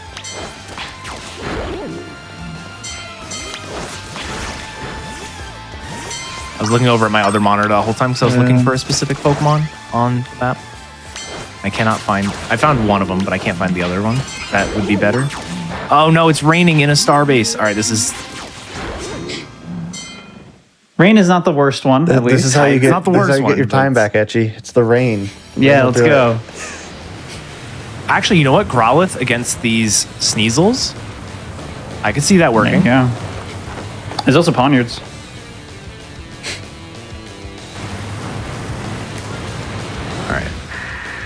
This is Giacomo. He's like a DJ. He's the one who made all the music in the video game. No, he made all the Team Star music in the lore of the game. It's kind of cool that there's somebody like in game that's responsible for the music. There are a lot of musicians in this game.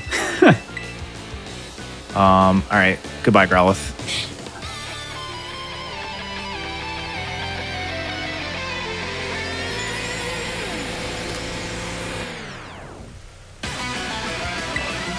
So yeah, this is technically the one you're supposed to... This game doesn't have any sort of like scaling. The open world is like, you can do whatever you want, but some things are just going to be harder to do from like levels if you're under leveled, but that means you can do things out of order and just destroy everything. I should just C-bomb.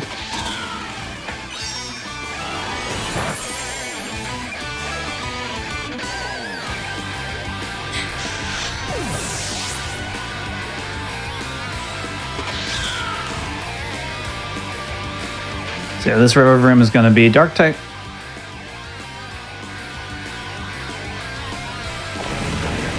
Yeah, and it's funny. I don't know if either of us... I think we'll probably both end up going to the poison base. But there's actually a Reverroom in the fight and like the special Reverroom. Yeah, I was so confused when he sent out like a real Reverroom. I was like, wait, there's just a Reverroom on top of the Reverroom. Yeah, and the other one he sends out is a normal one, meaning it's a poison steel type Pokemon. But the like special one he sends out is pure poison. So it's really strange, but it's a cool concept. The poison one's kind of a bad matchup for me, but we'll make it work. I really want to get one that has fire terrorization, so there's like steel, poison, and fire. So it's like just all the engine things that it can possibly be. That'd be pretty cool. Yeah, there's some funny stuff, some fun stuff you can do with Terras in this game. The fact that everyone can be anything is super cool. We finally got our ghost type Eevee. Just not the way anyone expected. Who needs more evolutions, right? You can have anyone now. You can have any type. It's also just super cool to like magically fix mons that have 4x weaknesses. Like, just make your Gyarados electric Terra type, and now it resists electric. Now that's ground. amazing. Wow, ground Terra type or ground. Yeah, ground's really good on it.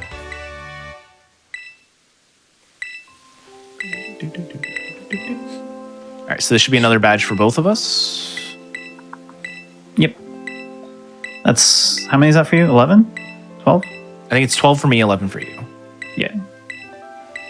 I have 6 left, so I've got 3 star badges, 1 Titan, and 2 gyms. Yeah.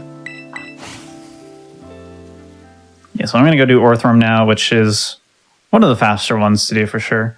Maybe I should just try to do the Dragon one, honestly. If you can get through it, yeah. I mean, I am grass type.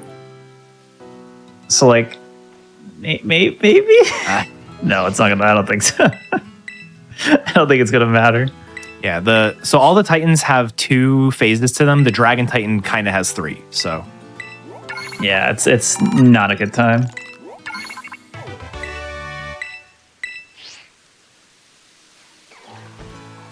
But it might be better, because there's no way I get to Grusha in time. I mean, no, yeah, I think I'm better off, just doing Poison and Orthworm, and that takes me pretty close to time. I don't think I can get to I don't think I can start any other badge before the timer runs out. With how long the star-based cutscenes are. I'm hoping I can get to the Tinkaton. You gotta do it. I gotta at least try. Make sure you have time. Just prioritize it. Yeah.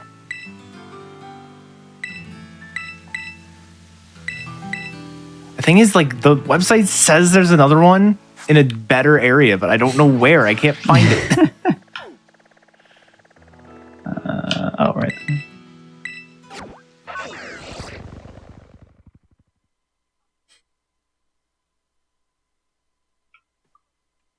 So you're going to do Orthworm, and then I'll drive up to the Poison Base, and then hopefully that one goes well. Again, I think my Cyclozars are going to get destroyed, but we'll see.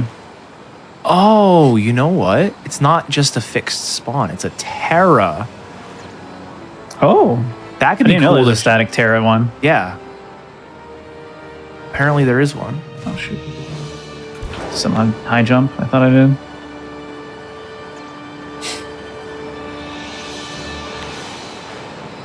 Okay. And so, Orthworm is the best Titan for those who haven't seen it. It's amazing. That is actually right near where I currently am. I'm just going to mark it. I should be able to check details. All right, let's go for this. Why not? If it doesn't work, lets you catch up, I guess. I don't know.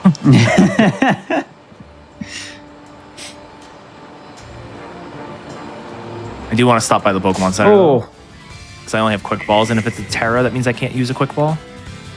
Well, I could, I'm supposed but to go this way. Wouldn't work as well.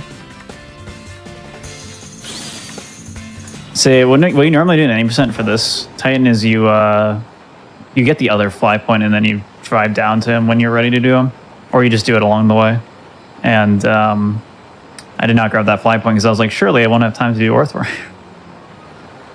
Okay, just go this way.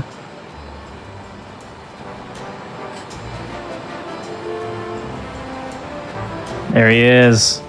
He's beautiful. Got just under 20 minutes left. Oh gosh. You went that way? Yeah, I don't even know if I have time to do poison. I don't think I can finish the poison cutscene, but I think I can finish the fight.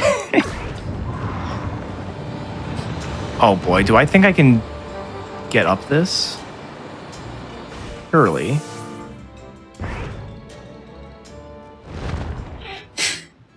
No! Don't fall down! I don't remember. Did the star fights give you the badge before or after the cutscene? There's many cutscenes. It depends on what you mean. Okay, fair. There's like 30 million cutscenes. Because you might get the badge before, like you get the badge before you're actually like done. So like, you know, you might so be able to pull it off. Stop turning around. If you turn around, you can't jump anymore. There we go. There it is. Oh, look at that animation. It's so good. The Alaskan bull worm. No, Fampy, get out of here. He's just a wee lad, though. Fampy has a wild hitbox. There were people who were hitting Fampies from like across the map almost. There's definitely something up with it. There she is.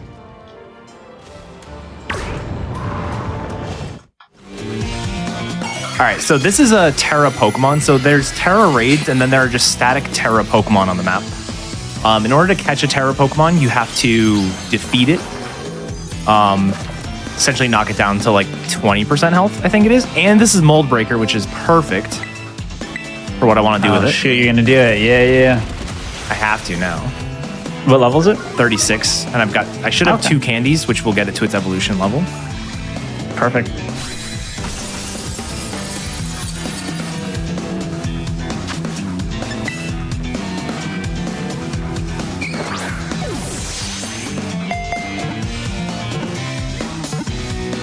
Yes. All right.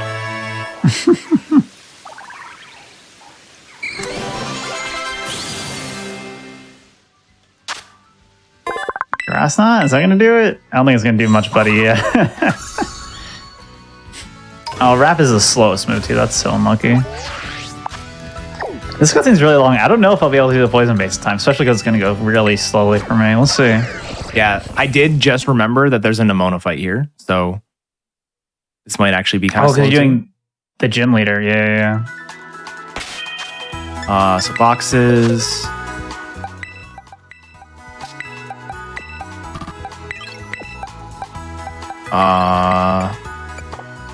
Come on, there you go. Menuing is a thing.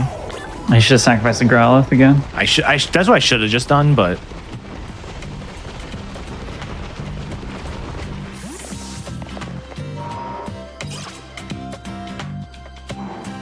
I think I would have been better off if I just did the mountain. Because I died at Tulip. If I didn't do that, yeah, it would have worked out okay. But if I just did the mountain, I think I would be in a better spot. Because then I could just fight Grusha and it'll all be good. I'm just really surprised how fast we got through. We're like almost. These are almost all the badges, chat. Like, yeah, there's not that many left. I'm very surprised we got through all of them in this amount of time. Maybe we're learning new tech. Maybe the run can be faster. Yeah, I got. No, we just had better frame rates during this run, so.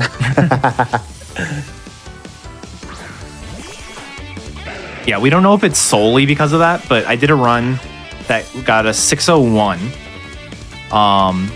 where it was single segment the whole way through, and then I got a 556 where I had to reset halfway through because I failed to catch Lucario, so I had to reset and try again. And there's a section at the end of the game, without spoiling too much, there's an area you go to and you have to walk there instead of riding Koraidon. And in the walking section, I saved like a minute. And we think it was just because it was less laggy because we reset the game halfway through. We don't know for sure, but that's like the one explanation we can think of.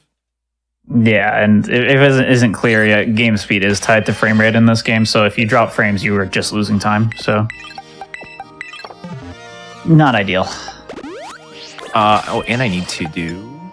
I wonder if that means this is like the one instance where it's faster to be on a cartridge rather than digital. Yeah, no, it's way slower. Is it really? Okay, wasn't sure. Because basically, like, because it's trying to load in things all the time, it loads in things slower, so performance just ends up way worse. Gotcha. Which is unfortunate. Also, like, somehow this game is like the smallest Pokemon game they've released in terms of size for the Switch. It's only like 6 gigabytes or something. It's probably because the textures are so like non-existent and compressed and stuff. All right.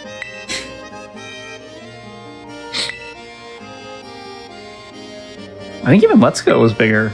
No, I think Let's Go's like 5. Let's go with 7. Yeah, it's like 4 to 5. This is like 6. so it's not even much bigger than Let's Go. So I need to go. But think of the game's scale compared to Let's Go. Dude, if I just got the fly point, I'd maybe have a chance. I don't think I can get there in time now. So how do I get out of here? Oh, I'm over here. Oh, wow.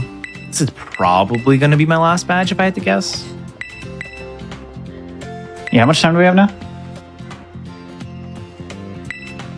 We have, let me math real quick. We have 13 minutes. Okay. 13? Oh, I can do this. I can do it. You got this. I don't think I can finish the cutscenes, but I think I can do it. Earthworm. Oh, yeah, I can fly. Yo. Also, just want to make sure this is out there, though, that Miraidon's a much better ride Pokemon than Koraidon. Violet better. I don't know about that. Look how smooth this ride is. This Pokemon actually uses their wheels. Watch this move. I love this Pokemon. It's so good. This is the best move in Pokemon.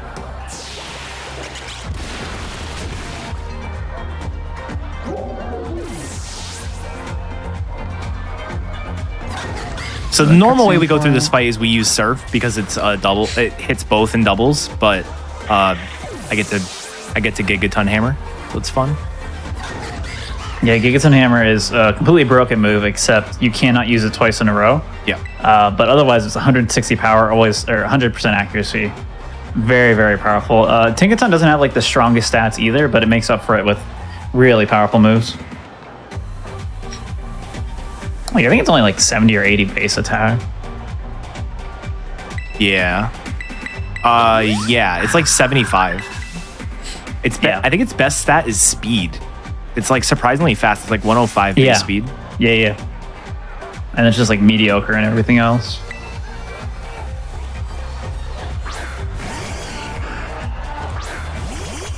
Oh, yeah, this one has a bunch of cutscenes. I forgot because of the kid here. Bunch of dialogue, I mean.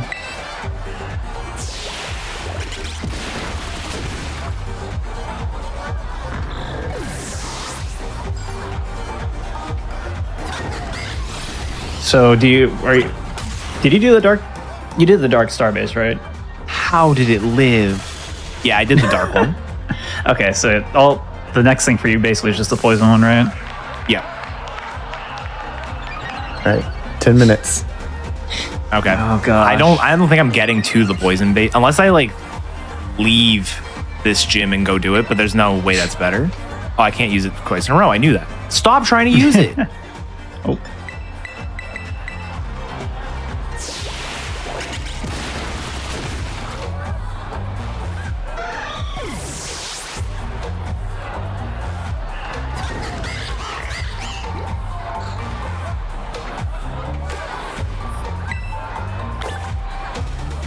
So yeah, so basically my plan here is just let the Cyclozars die and let Meowscarada do everything and hope for the best. This will be really slow. See, this is good. I'm probably gonna run out of time during the final boss fight.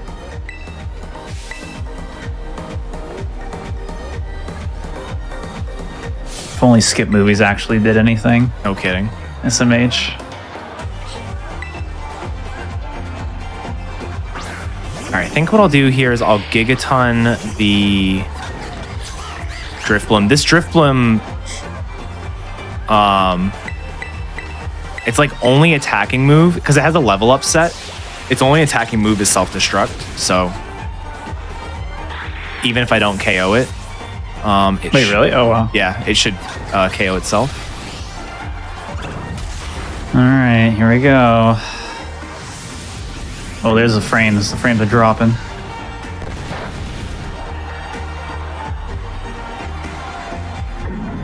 Yeah, Cyclozars is already just getting destroyed. Oh gosh.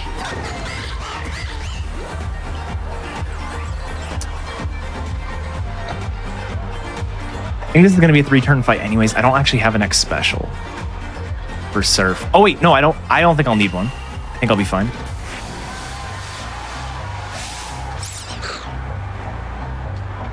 This fight actually has a little bit of a quirk to it.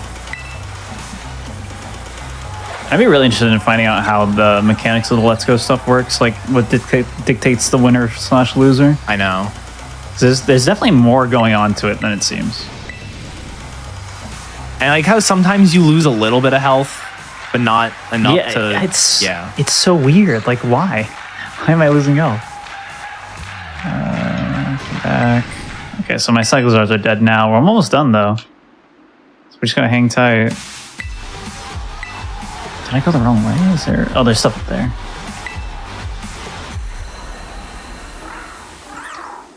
All right, so now that I've done the gym test there, gym test was literally just do 3 battles, by the way. Which this is probably the, if you want to say like any of them are lazy, this would be that one. Just in terms of like, the other ones are like fun puzzles and stuff, and this one's, you have to win 3 fights. Are you serious? I just need one more. You do have to win 3 fights in a row. You can't like win 2 and leave. So I guess it does add a bit of a challenge. Go attack it! Come on! Okay, that didn't take as long as I thought. I have a chance, maybe. Nice. But this is a pretty bad fight for me, so I don't know. I was gonna say you're going into that fight before I'm going into mine.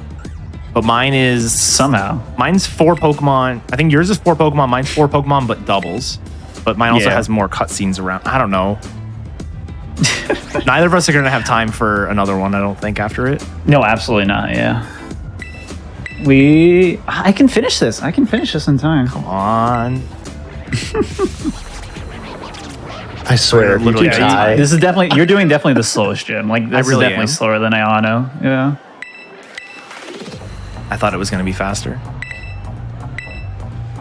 I did get trolled by Among Us. Unfortunate.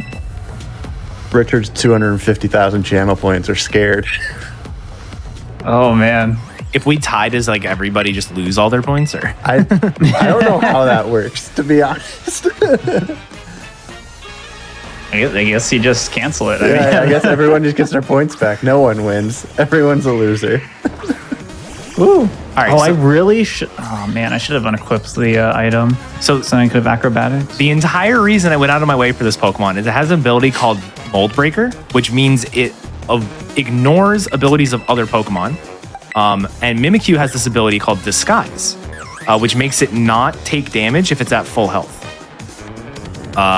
But, as we're going to see in a moment, hopefully.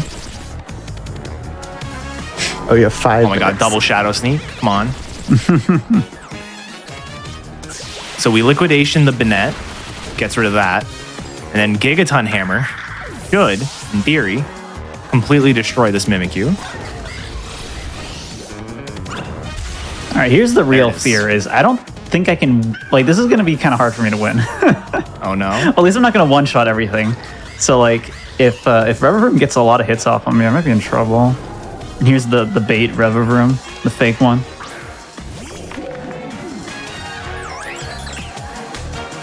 All right, so because I KO'd Pokemon, I get a little bit of a boost here. I'm hoping this is enough for Surf to KO. I actually don't know if it will be. And unfortunately, I cannot Gigaton Hammer again, and I don't have any other moves that actually deal damage, so... Oh gosh, please don't kill me. Oh my god, there's so much fanfare to this one. Oh, this is the gym, or the star thing that flinched me like 17 times in a row.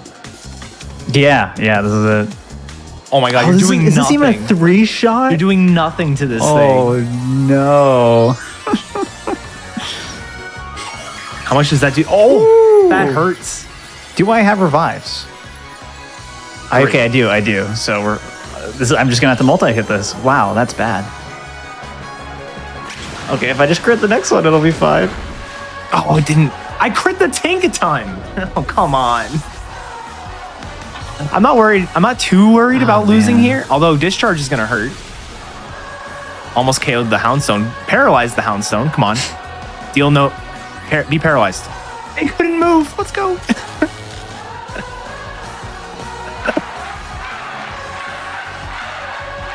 That was the good news is this thing doesn't have speed boost, so I should be okay. That was Doubles Pokemon in a nutshell. Surf KO'd my Tankaton because I crit. the discharge from toxicity paralyzed the Houndstone and it didn't get to move. Also, I don't like these omniboosts coming out on the opposing team because it's taking a very long time. Crit, come on. All right, good.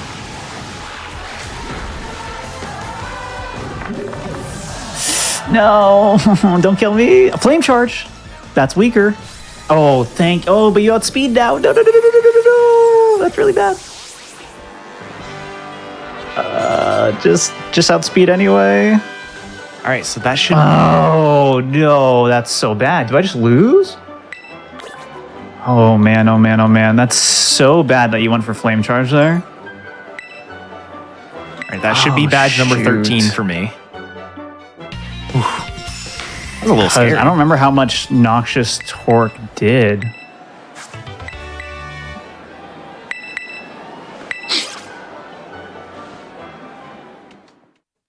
All right, I'm determining right now that the tiebreaker is whoever ends up catching a sandy gas. So, like,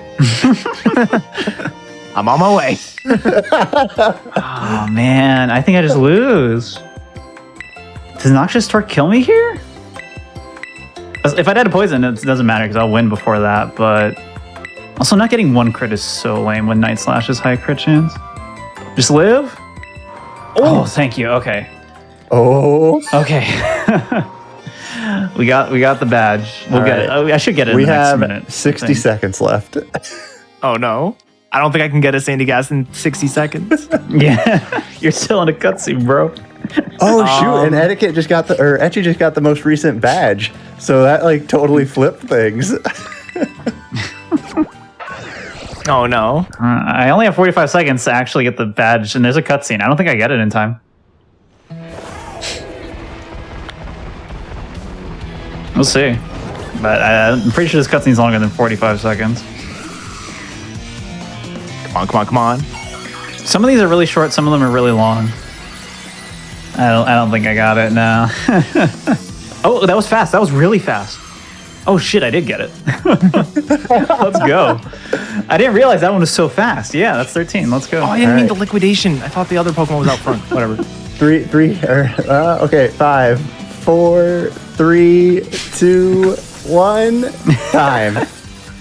There's a sandy gas on my screen. Does it count? I think that counts. I don't know, man. Technically speaking, okay, so here's the deal, is that theoretically Etchy should win because Etchy got the 13th badge. No. Etiquette got the 13th badge first. Yeah, and Etiquette also has the sandy gas on screen. So you're right, it does go to Etiquette.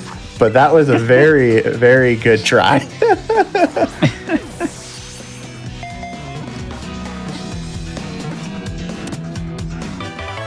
Yeah.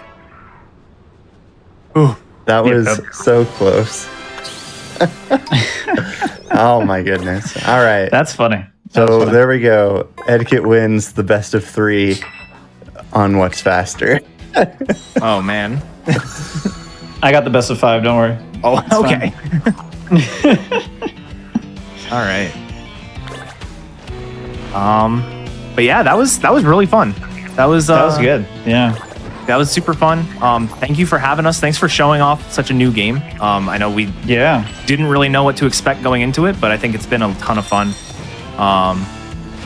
And yeah, thanks for having us. Yeah, we played this, like a month and a half ago? Yeah. And we're just like, I'm sure it'll work out. I'm sure we'll figure out something. Yeah, we'll figure it out. And like, I didn't have time to do like an actual 90% speedrun of the game,